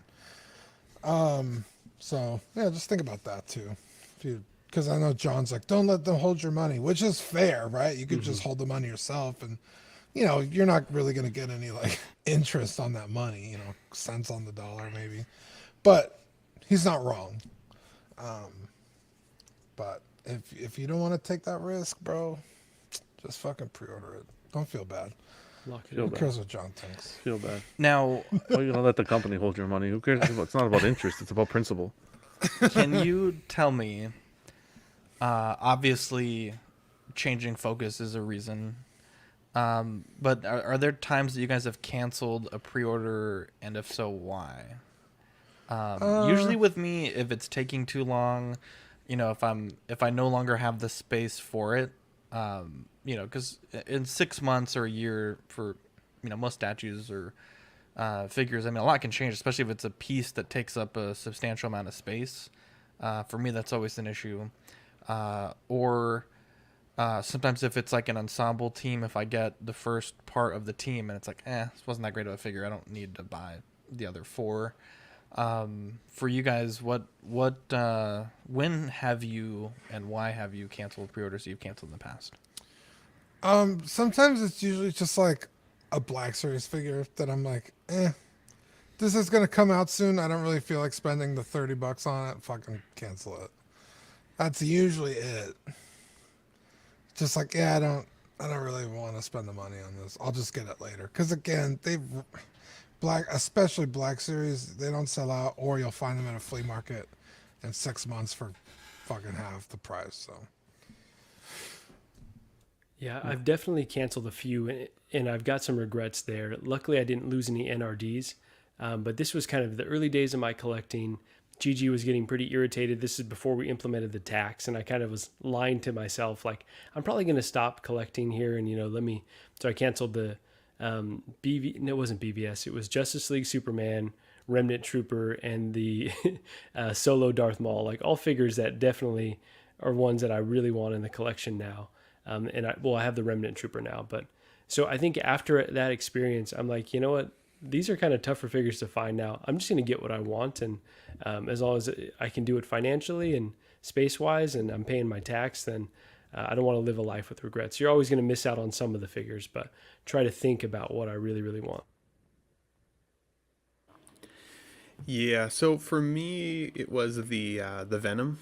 I FOMO pre-ordered Venom as he was getting ready to kind of go out of stock. It was saying limited stock on Sideshow and some of the other sites, and so I locked in the pre-order. He then went waitlist, and his pricing obviously went insane on secondary people selling them for like $900 or $1,000, right? So I'm thinking, okay, like I did pretty good, like, I'm going to get this figure, and, Canadian dollars, it was going to cost me like $750 or $800 to get him out here. And then they released the Carnage with the Eddie Brock head sculpt, and I'm thinking, okay, like that's pretty cool. Like, maybe I'll get a Carnage now at some point. And then shortly after that, they released the Venom 2.0 with the Eddie Brock head sculpt. And I canceled that so quick because for me, like not having the head sculpt with the Venom didn't feel right from the get-go, and I didn't know if I could justify $1,200 worth of Venom and Carnage figures.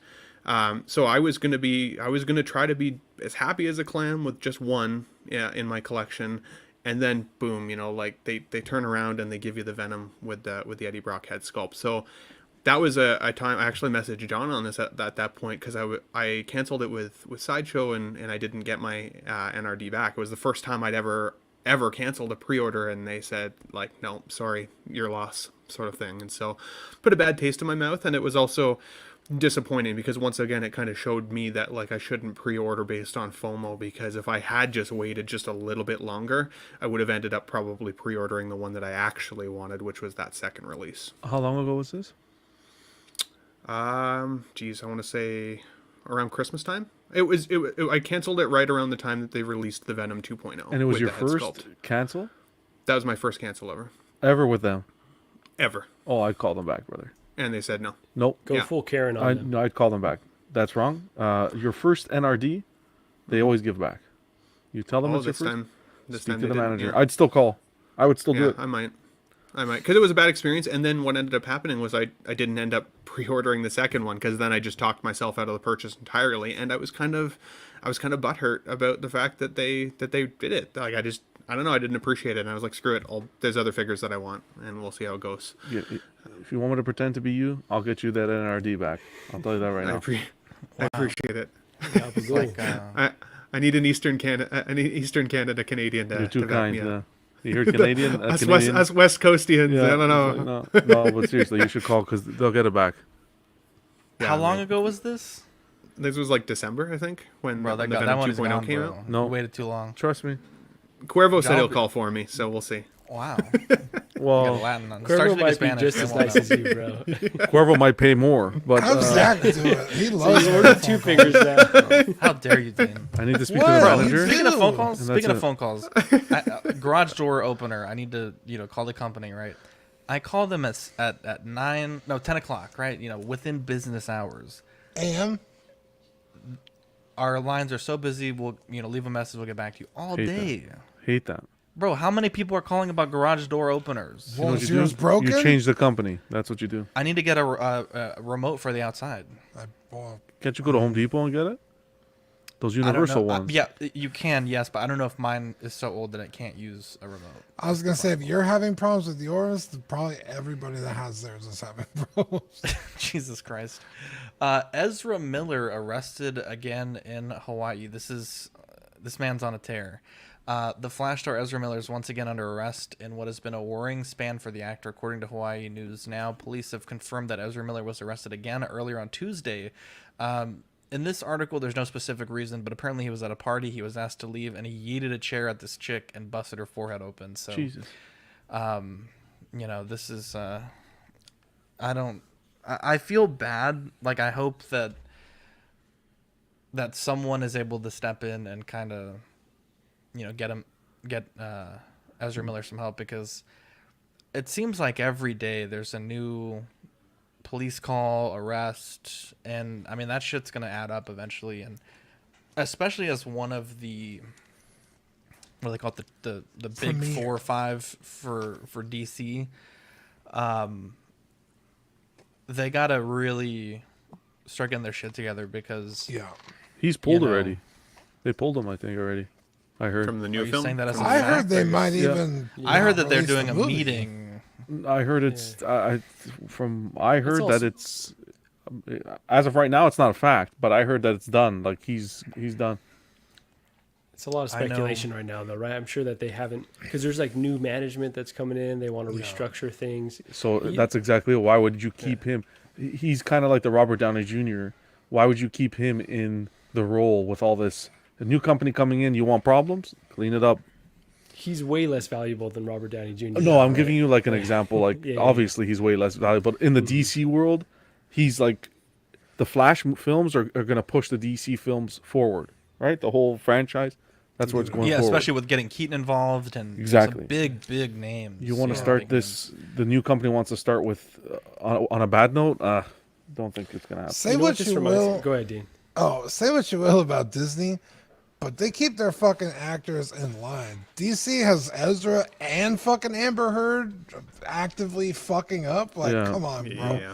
Like, those are your 2 big franchises right now, and And Will Smith.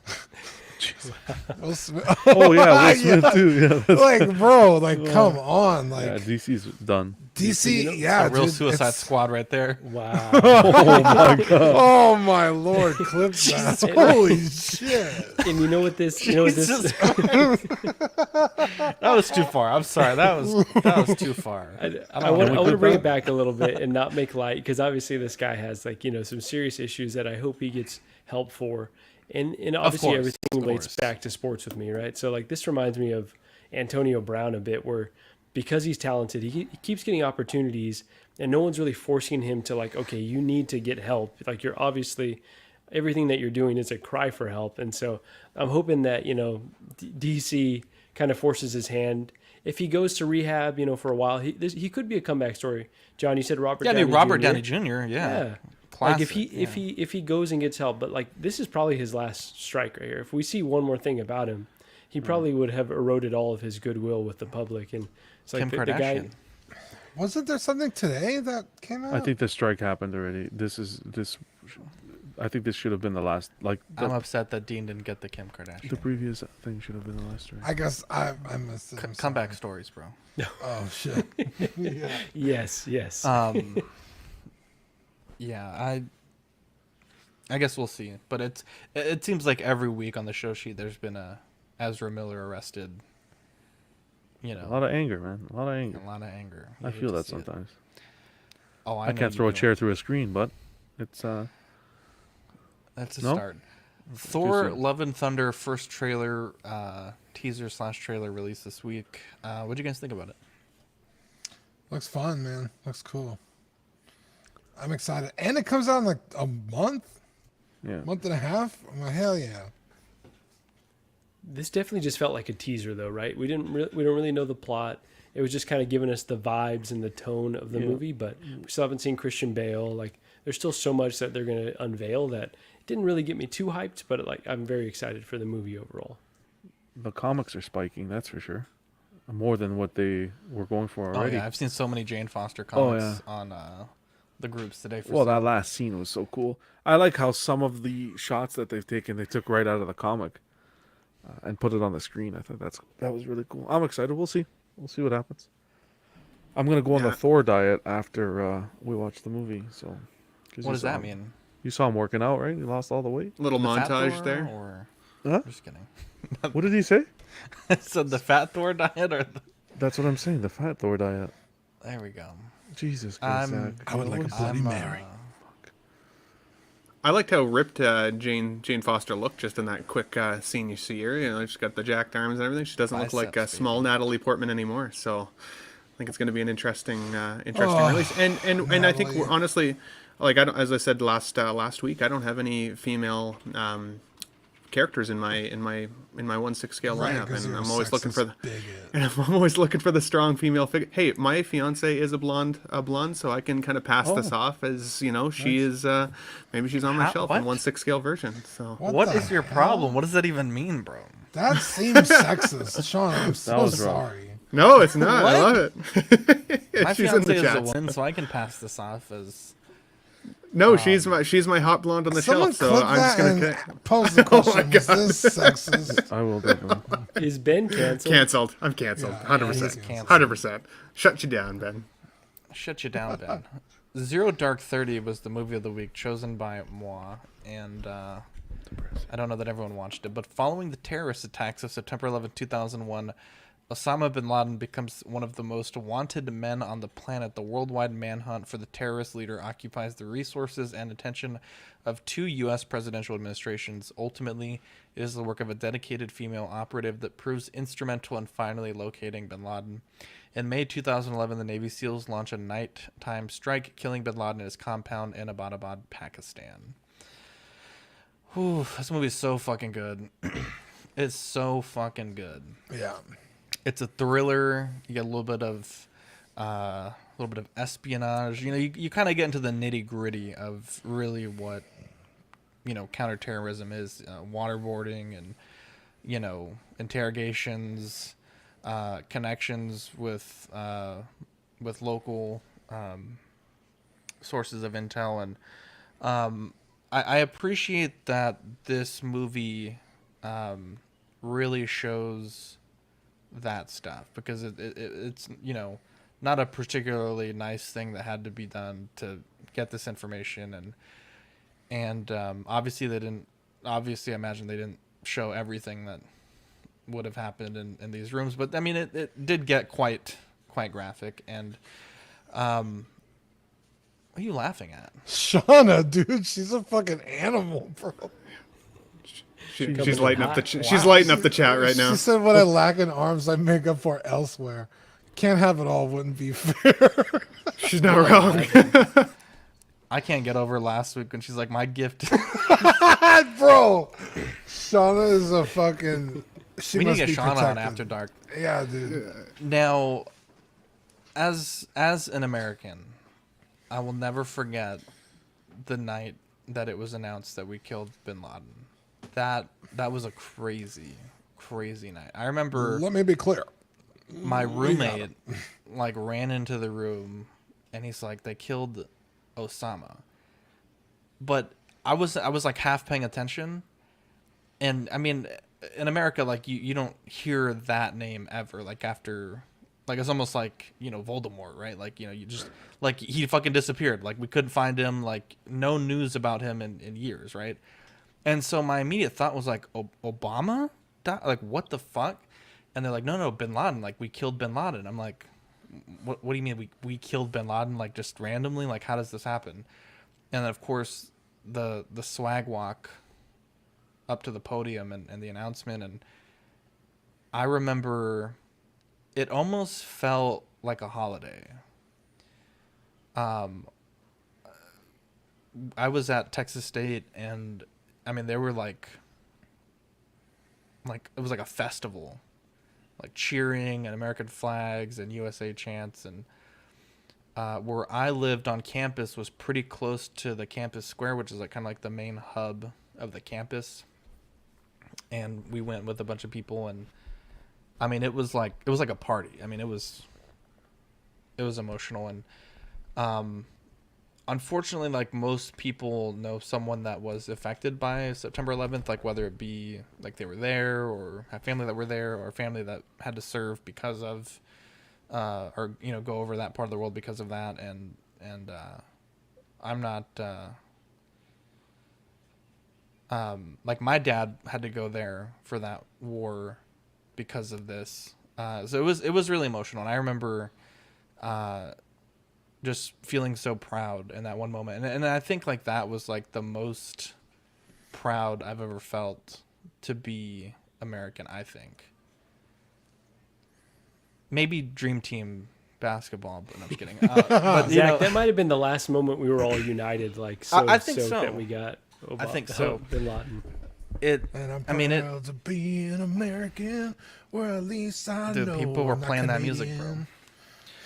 Hell yeah. It was such a moment, and I think this movie, like in the film, when they, you know, kind of confirm visually that it's Bin Laden, they give the line like "For God and Country, Geronimo." Like I tear up every time. Like it's such a powerful scene in that movie, and you know what that represents, and the person that they just killed is like, you know, it's fucking crazy. And the mission itself, like the movie, I mean, really shows like how kind of fucked it was from the beginning. Like they crashed the helicopter, like, you know, they're literally like less than a mile from Pakistan's West Point. Like, I mean, it was a pretty dangerous mission, and all the men that went in this mission were there basically on a suicide mission. Like most of them pretty much knew they weren't going to come back. And thank you, Chris Pratt.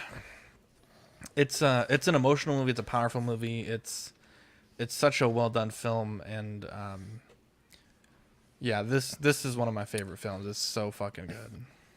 Yeah, so we watched on the show 13 Hours. That's what it's called, right? Yeah, the Secret Jumbo? Soldiers of Benghazi. Yeah, Jumbo, baby. And that movie, man. Whoa, hey, Jumbo. You know the Jumbo, yeah? That movie got me so fucking hyped. Fucking for the celebration that took place after Beanie's death, felt like the end of Return of the Jedi. Dude. Oh my god, he's not wrong, bro. Dude, that is the best way to describe it. I mean, yeah, for real. So we watched 13 Hours, and that movie got me so fucking hyped to be a red-blooded American, right? And I was like, oh, I need more. Like, I need more of this. And Zero Dark 30 was like, oh, I have to watch this movie, right? It's a very different kind of movie. Oh, yeah. 100%. 13 Hours is fucking nonstop adrenaline. Action. Like, what the fuck is going on?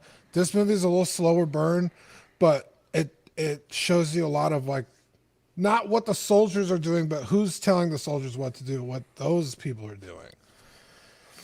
Jessica Chastain, amazing in this movie.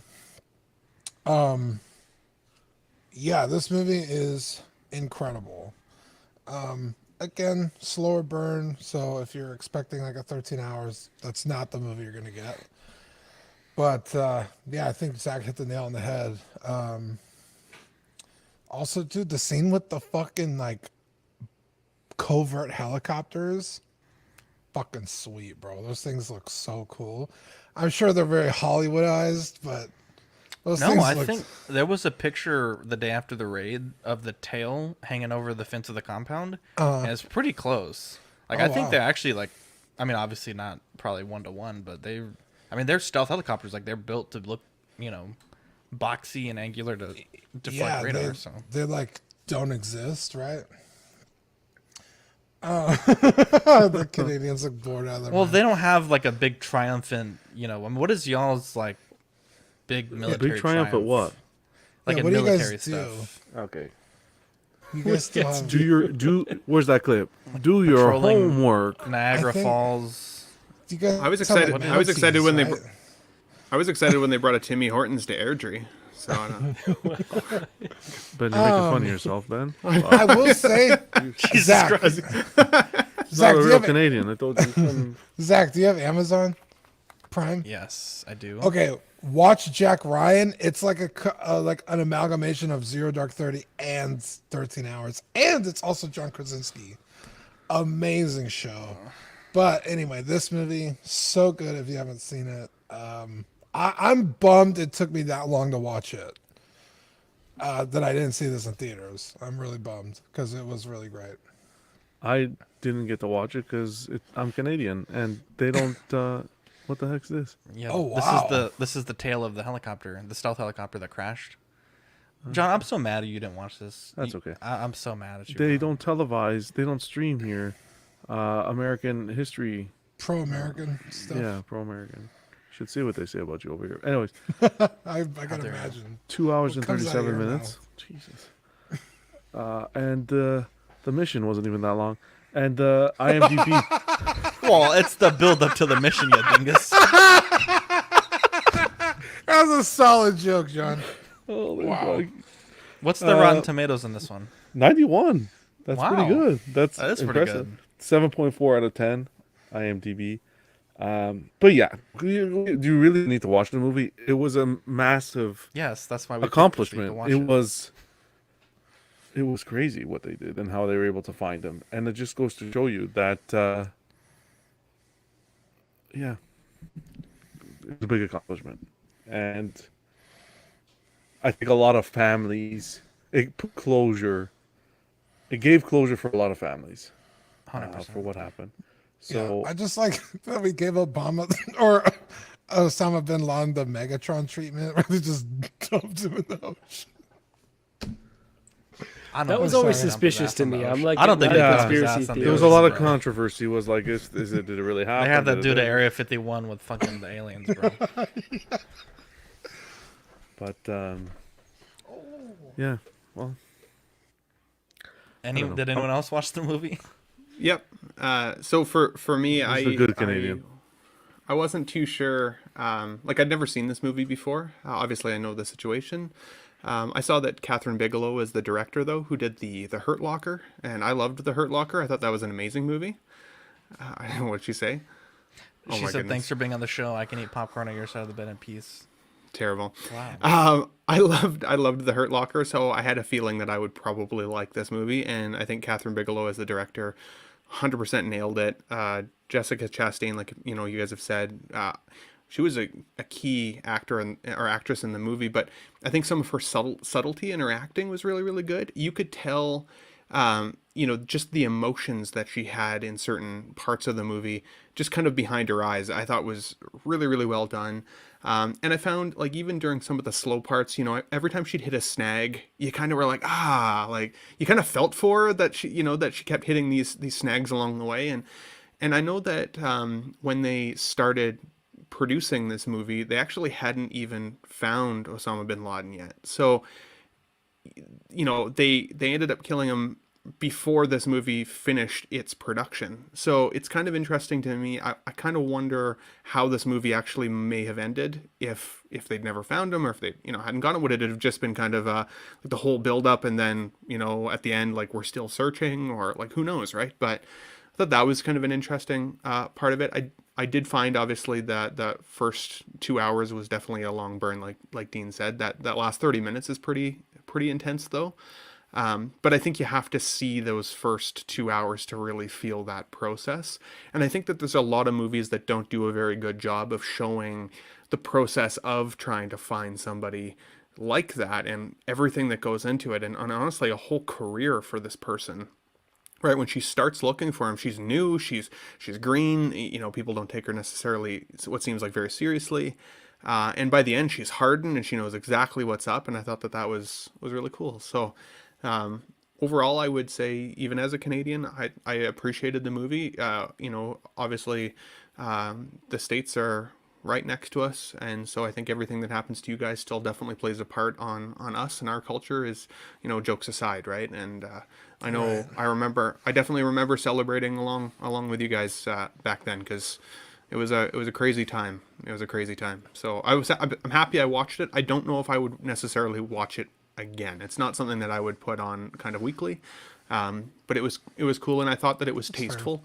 It seemed to me like they did a really good job of trying to make sure that what they were showing us was relatively true, based on real events, and that it wasn't glamorized for Hollywood big screen. Like it felt like a real thing, like a real story, and I appreciated that. The ups and the downs. So. I just have to say, it's such an American thing that one of the best moments in art history is everyone celebrating the death of somebody, right? Like, we were all cowboys, we were all bloodthirsty after September 11th. So, like, obviously him going down was such a monumental moment. But I think, like so many things in life, too. Right? For the world, yeah, right? Like, we're the enforcer in a lot of ways for the world, for better or for worse.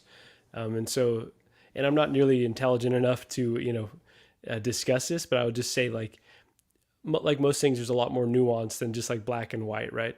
Like this is very much criticizing the cost of freedom and like how the sausage is made to ensure that we're all, protected, and like going after the bad guys is not always glamorous. And so I really appreciate that they highlight those kind of monotonous and also like really scary moments that go into planning an operation like this.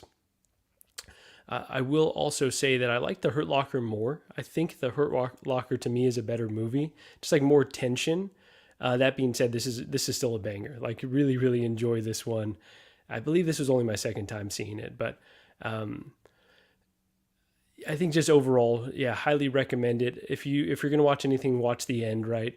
If you're just gonna watch that, but all the more monotonous stuff kind of leading into it definitely makes for a really cohesive package. So yeah, really great film overall. Dean, it's your choice for movie of the week. What is the movie of the week? Oh man. Okay. Everybody here have Netflix? Yes. Canadian Netflix, yeah. Canadian Netflix. You should have it. It's a cross your fingers I'll type check of live. situation. Okay, I'll check live. Yeah, check live. Don't let me know Tuesday at 6. Shit, that was funny. Just kidding. It's, Pirate Bay, buddy. Pirate Bay. I don't even know what that is. Go. Rurouni Kenshin. What? Hey man. Even I'm saying what? I'm trying to remember which movie it is. It's just called oh no, this is Rurouni Kimchi, what? Rurouni Kenshin. It's How do you spell that? Rurouni. Okay, I have it. Rurouni Kinshi, the beginning? No, not the beginning. Is that the only one you have? I got Rurouni Kinshi with a big X over the name. And then I have Rurouni Kinshi, the final. Thought this was a setup, to be honest with you. Okay, you only have the beginning and the final. Okay, And then another one. I got one here, Origins. Yes, Origins. Oh, this looks... Wait, Pacific Rim: The Black Season 2 is out. And it's 2 hours. Wow. Bro, it's such a good movie. So this is based off of an anime that's also obviously based off a manga, but there's 5 movies in total. Obviously, we're not gonna watch all 5, so this is the first movie they made, and then they went back and did the prequel. That's the last movie that they did. It's called The Beginning, but Origins is the 2012 film. It's amazing. I better write this. It's a live action, right? Yeah, and you could watch it in Japanese or English. They just put Origins on Netflix like a couple weeks ago. It's so good. And they have Bleach too. I hear that's a popular one. I'm excited to watch that. I watched the Bleach one. I didn't hate it, but I also didn't like the anime, so I don't know if like... Oh, I'm gonna pick like the worst movie. Okay. Richie Rich 2? And then we're not going to watch it. I hope you like it, John. Honestly, I really hope you like it. Cause Princess Momofuku wasn't the worst, to be honest. What about Eva Longoria? Are you sure? Because you haven't bothered learning. No, Princess Momofuku was fine. Eva Longoria, the kid was too whiny. Daddy! Yeah, Daddy. dude, Shinji sucks, bro. Everybody in that show sucks. Whatever his name is. Not Asuka, baby. The Batman. I just want to touch on this just for a little bit because I think Dean and John finally saw it. Yes. And I want to hear what y'all thought about it, just briefly, just so we don't run too long tonight. Go ahead, Dean. You're asking me? You want whoever wants to go, you go first. Okay. Yeah. I absolutely loved it. Mm-hmm. I like that they took Batman back to being a detective, solving what felt like a true crime kind of Zodiac killer, BTK kind of guy, finding clues, putting together puzzles. The Riddler was a great bad guy for that. I loved it. It's a bit long. The chase scene, incredible. When the car starts for the first time, dude, oh my God, my seat. I gotta tell you, I had to switch seats. That chase scene was way cooler than I thought it was gonna be. I loved it. The Penguin was hilarious, bro. Now I know why he's getting his own show. He was probably the most interesting character in that movie. I really enjoyed the Penguin's character. Also, that's Colin Farrell, right? Yeah. Could not tell. Yeah. I could not tell that was Colin Farrell at all. It was amazing job there. It sold me, dude. I'm getting the Batman figure from Hot Toys, or maybe whoever else Maybe makes Queen it. Studios. Yeah, maybe. But yeah, I absolutely loved it. It's on HBO Max, so I'll probably watch it again at home. It was great. Domaton with the super chat. Next movie of the week, Blood In, Blood I don't know Out. if that's a real movie, but geez. John, you got to watch it. Yeah. Look, I'm a huge Batman fan. Batman's my guy. I enjoyed it. I enjoyed the dark take. When you get to see him on screen for the first time, when he comes out of the shadows, that was epic. I like the suit. I don't mind Pattinson as a Batman. I don't know how I feel about him yet as a Bruce Wayne. I think I got to revisit it. But as a Batman, he's good. This is a very fresh Batman. You see him with the journals year 2, so he's fresh. So Selena Kyle was great. Kravitz did a great job. Penguin, I wanted more because he was phenomenal. Didn't like Alfred. I don't like what they did with Alfred. Not enough of him, and it's tough to see someone else playing Alfred other than what's his face, Michael Caine, because he's my Alfred. But really dark. The city, the visuals were really well done. When he's jumping off the buildings, when he's jumping off the buildings and stuff, great. Not too much of a fan of what they did with like the water scene and all that, but that's true. I didn't like that. I thought that was too much. I did like how they kind of twisted. It's in the comics, but how they told the story of how Martha and Thomas Wayne are not the saints that we all thought they were. Why'd you say that name? Okay, Marco.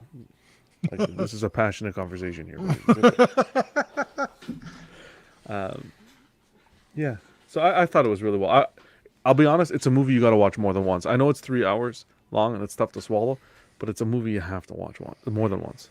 It's too much to process in one viewing. Yeah, 100%. I will say I'm kind of with John on the Alfred thing. I feel like he's getting the Aunt May treatment where he just keeps getting younger and sexier every time they make a movie. But yeah, I don't know. I didn't buy, what's the actor's name? I always forget it. Serkis? Yeah, Andy Serkis. I don't know. I just didn't buy him as Alfred.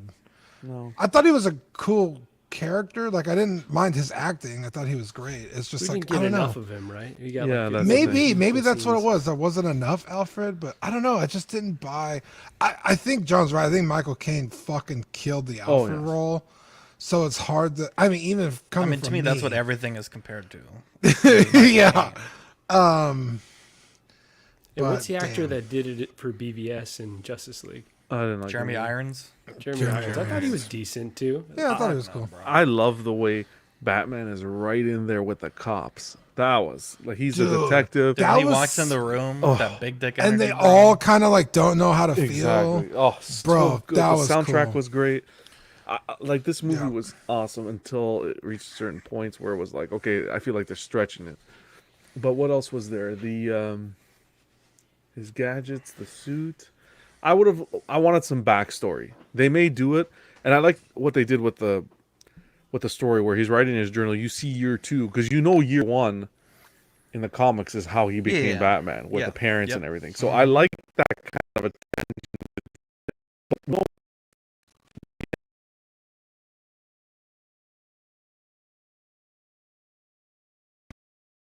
I wanted to see him.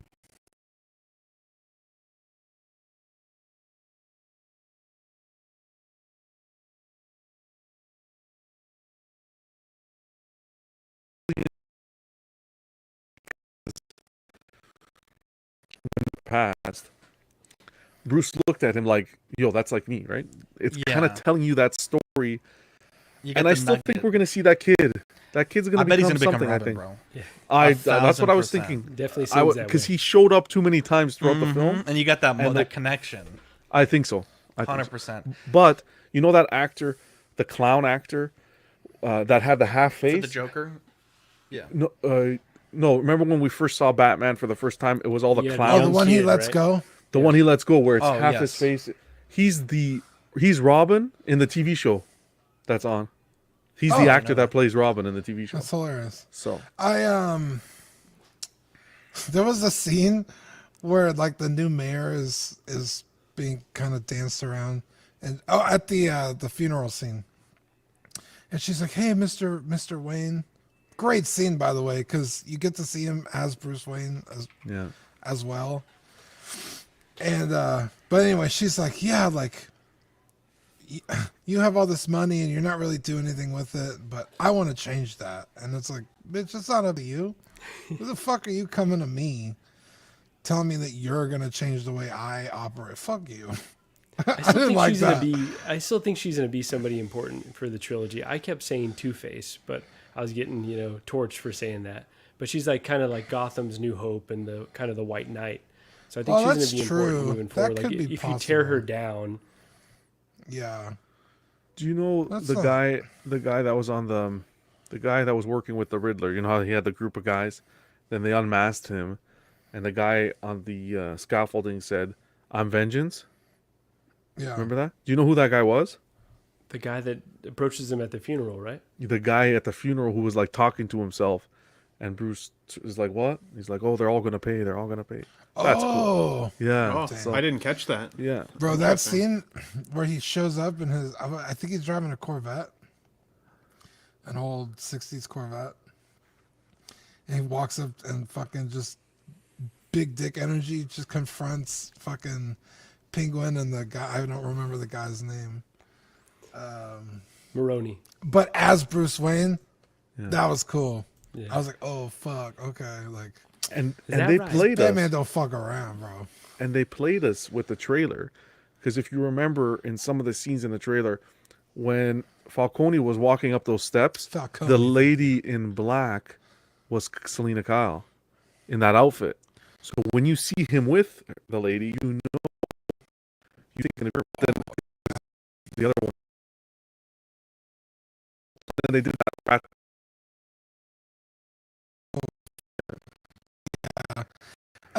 And for better or worse, I always say this: I don't need the same shit fed to me over and over again to enjoy something. Like, it doesn't need to be, Nolan Batman 2.0. Yeah. Or like an extension of that universe or whatever. Yeah. Or like super over the top, like the 89 Batman with the like real gothic kind of what's his name? Tim Burton, yeah. Tim Burton style. This was kind of its own thing, and I really enjoyed it. I could see how people maybe not like it, but I loved it. I really liked it. That was my only gripe. Like, they were going for even more grounded than the Nolan trilogy, but they had some really like outlandish scenes where like Batman seemed indestructible. Like the bomb blows up in his face, he's fine. He like dives off with the suit and hit the bus, and he's okay. It's like, you kind of can't have your cake and eat it too. Like, give me fully grounded if you're gonna commit.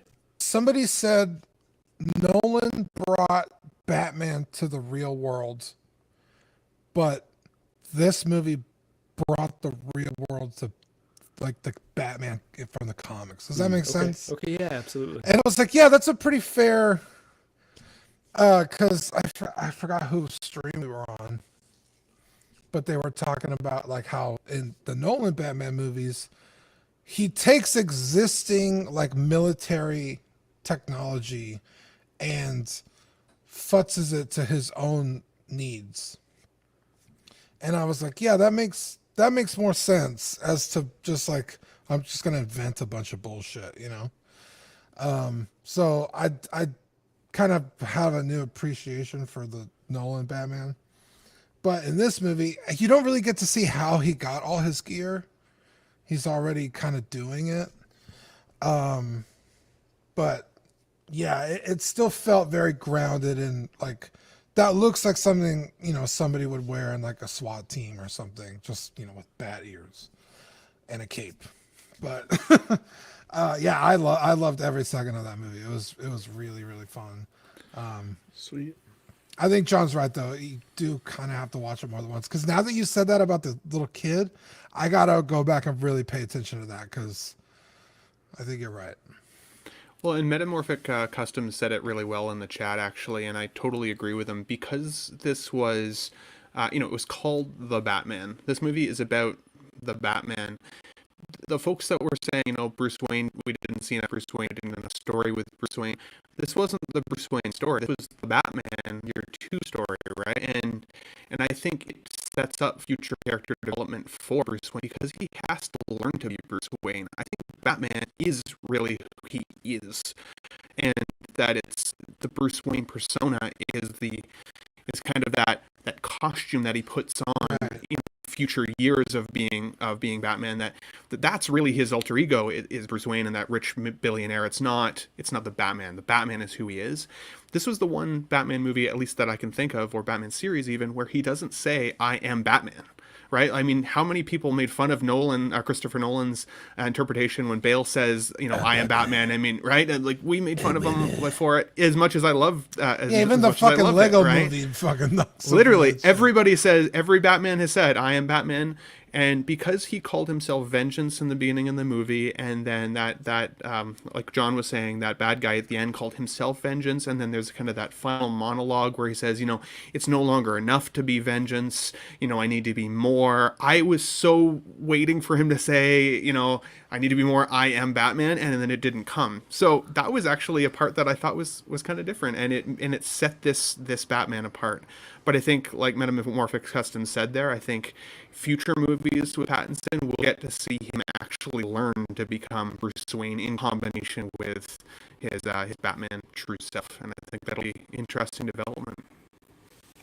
If you're watching live, I know that the something's freaking out on StreamYard. I don't know if it's going to be on the download or on the YouTube video, but I know right now it's pretty choppy, so bear with us. We're chatting with StreamYard support right now. Not choppy on my end. It's not choppy for us, but the listeners are saying it's choppy for them. I wanted to show this. I feel like I don't want to show this anymore because I'm kind of annoyed right now, but don't get bamboozled and pay $8 for blue tack on eBay. This reusable adhesive clay for 1/6 scale net connects. Don't. I saw this earlier today and I was like gonna roast it, but I'm not particularly in a good mood right now. But yeah, don't pay $8 for that. I get that at the dollar store or Walgreens for like $1. John, can you read the Patreon read? I'm trying to chat with StreamYard to figure out what's going on here. If you don't mind, let me pull that up for you. The names? You mean yes, Dean? Please. You want I'll read them. Yeah, whoever can read them. I'm trying to chat with support. Oh, yeah, sounds good. It'd be my pleasure. The 3 pillars, as John says. Sean Fear, Ian CB, Renee Mendez, Eric Mariscal, Quinn Aguirre, Lemur Hernandez, King Louis, Mark Pearson, Paul Schreiber, James Colley, Equan, Chris Valencerina, Ben Thomas, Chris Letty, David Jones, Sam Gist, Daminator, Joao Bretta, Sweet Danny Lee, Deanie Martin, Stephen Krett, Big Ol' Fern, King Zach, Caesar Mariquin, Mark Phillips, Lisa Martin Bomonsky, Rick DeGregorio, The Everyday Collector, Ricardo Valdez, Jose CZ, Erwin Azucena, the illustrious winner, Alad Morgan, Tukothri, Wah, Derek B. Derek, I really need to know how to pronounce that. Carlos Saavedra, Matt Clevenger, Seth Tucker, CC3PO, Scott Smith, Dalmaton, Bola Boyd, Jimmy James, Stephen Percha, Sean Usby, Scott Bradley, Stephen Maria Stanley, Eddie Masnaris, Louis Bennett, Chip Perrin, Jimmy Hernandez, Gigi, the Judgmental, and Brenton Palmer. Guys, thank you so much for supporting us on Patreon. We really appreciate you. Our April Patreon benefits are the network sticker sheet and the jumbo sticker. Those will be shipping out hopefully this week if everything goes well. Stay tuned for that. We also have the D20 die for Live and Dice that's shipping out to the top tier Patreonies. For Patreon, we have the $5 a month tier, which is Sweet Angel tier. We also have the $15 tier, which is the Certified Christie Certificate, and the $25 tier, which is doubles of all the stickers we send and the deluxe pog set. shipped to your door. That'll be shipping in May. We also have Discord, which if you're a Patreon, you can go on patreon.com and you can grab the link there. You'll verify your Patreon. You'll select which tier you're in, and you'll get access to the new Discord. Lots of fun stuff in there. We have a bunch of different, they're called channels for different chats. So, if you like statues and comics, just a specific little place just for that. And then there's also little kind of fun things we can do there, like daily coins, stuff like that, where we can kind of reward the richest person in the Discord with some free stickers, things like that. And it's definitely a cool thing. There's like birthday shoutouts, or the bot in there will wish happy birthday, just kind of random things like that. For the YouTube channel members, we got MojoZ78, OG Fan, Absolute Erwin, Bemet, Test Just One, Mark Pearson, DK Avengers 102, Ben Thomas, OMFG Rick, Justin Harass, S Beam, Paul Schreiber, Andres IB, Andrew Kibo, Daminator, CC3PO, Sam Giss, Lemur Hernandez, Thomas Clark, and Carlito. We have the emoji done that John wants to use for whenever we unlock it. I think we need like 4 or 5 members left. So if you guys want to join the member tab and get access to that new John emoji, let me know.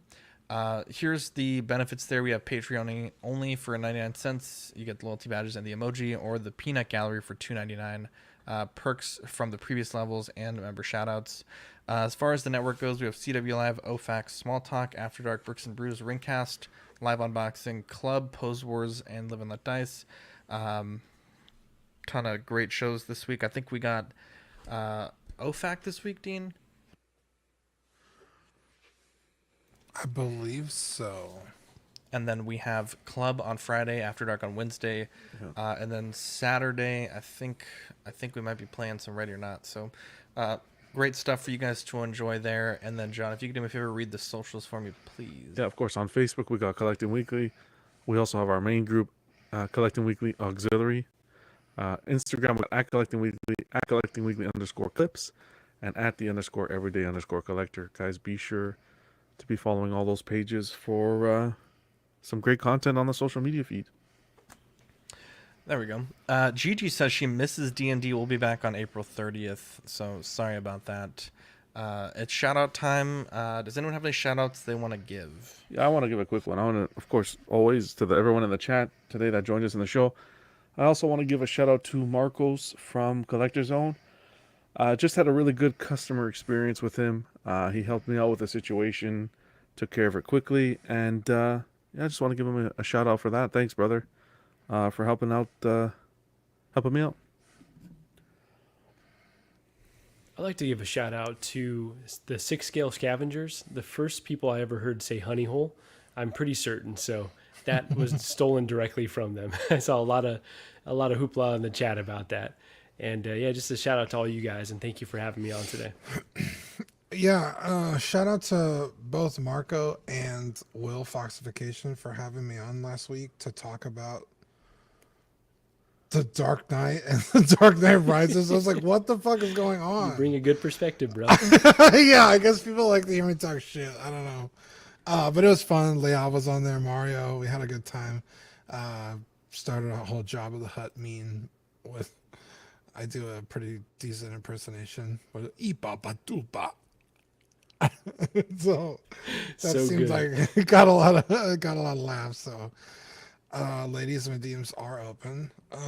But yeah, that was a lot of fun. I really enjoyed being on the Marco, your channel, and Will's. So thanks, guys. Thanks for being on there, Dean. Yeah, it was a really good combo. Ben was on there too, and yeah, we went pretty deep on the Dark Knight line.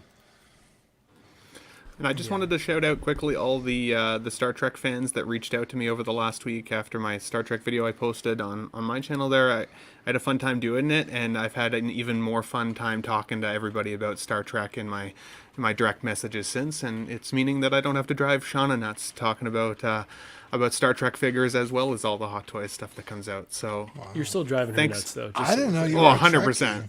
That's why she's eating popcorn on my side of the bed right now. That's she's right. like, haha, I'm gonna fuck with you, bud. 100%. But thanks for everybody for reaching out, because it's been super fun talking Star Trek, and keep the messages coming, because it just keeps my excitement kind of obviously through the roof. So 100%. Shout out to everyone that stuck through these fucking audio issues. Such bullshit. I'm getting tired of StreamYard. We love you guys. Hopefully Wednesday will be better, and hopefully we'll try some things to get to the bottom of this. But peace and love. We'll catch you on the next episode. Jumbo. Bye.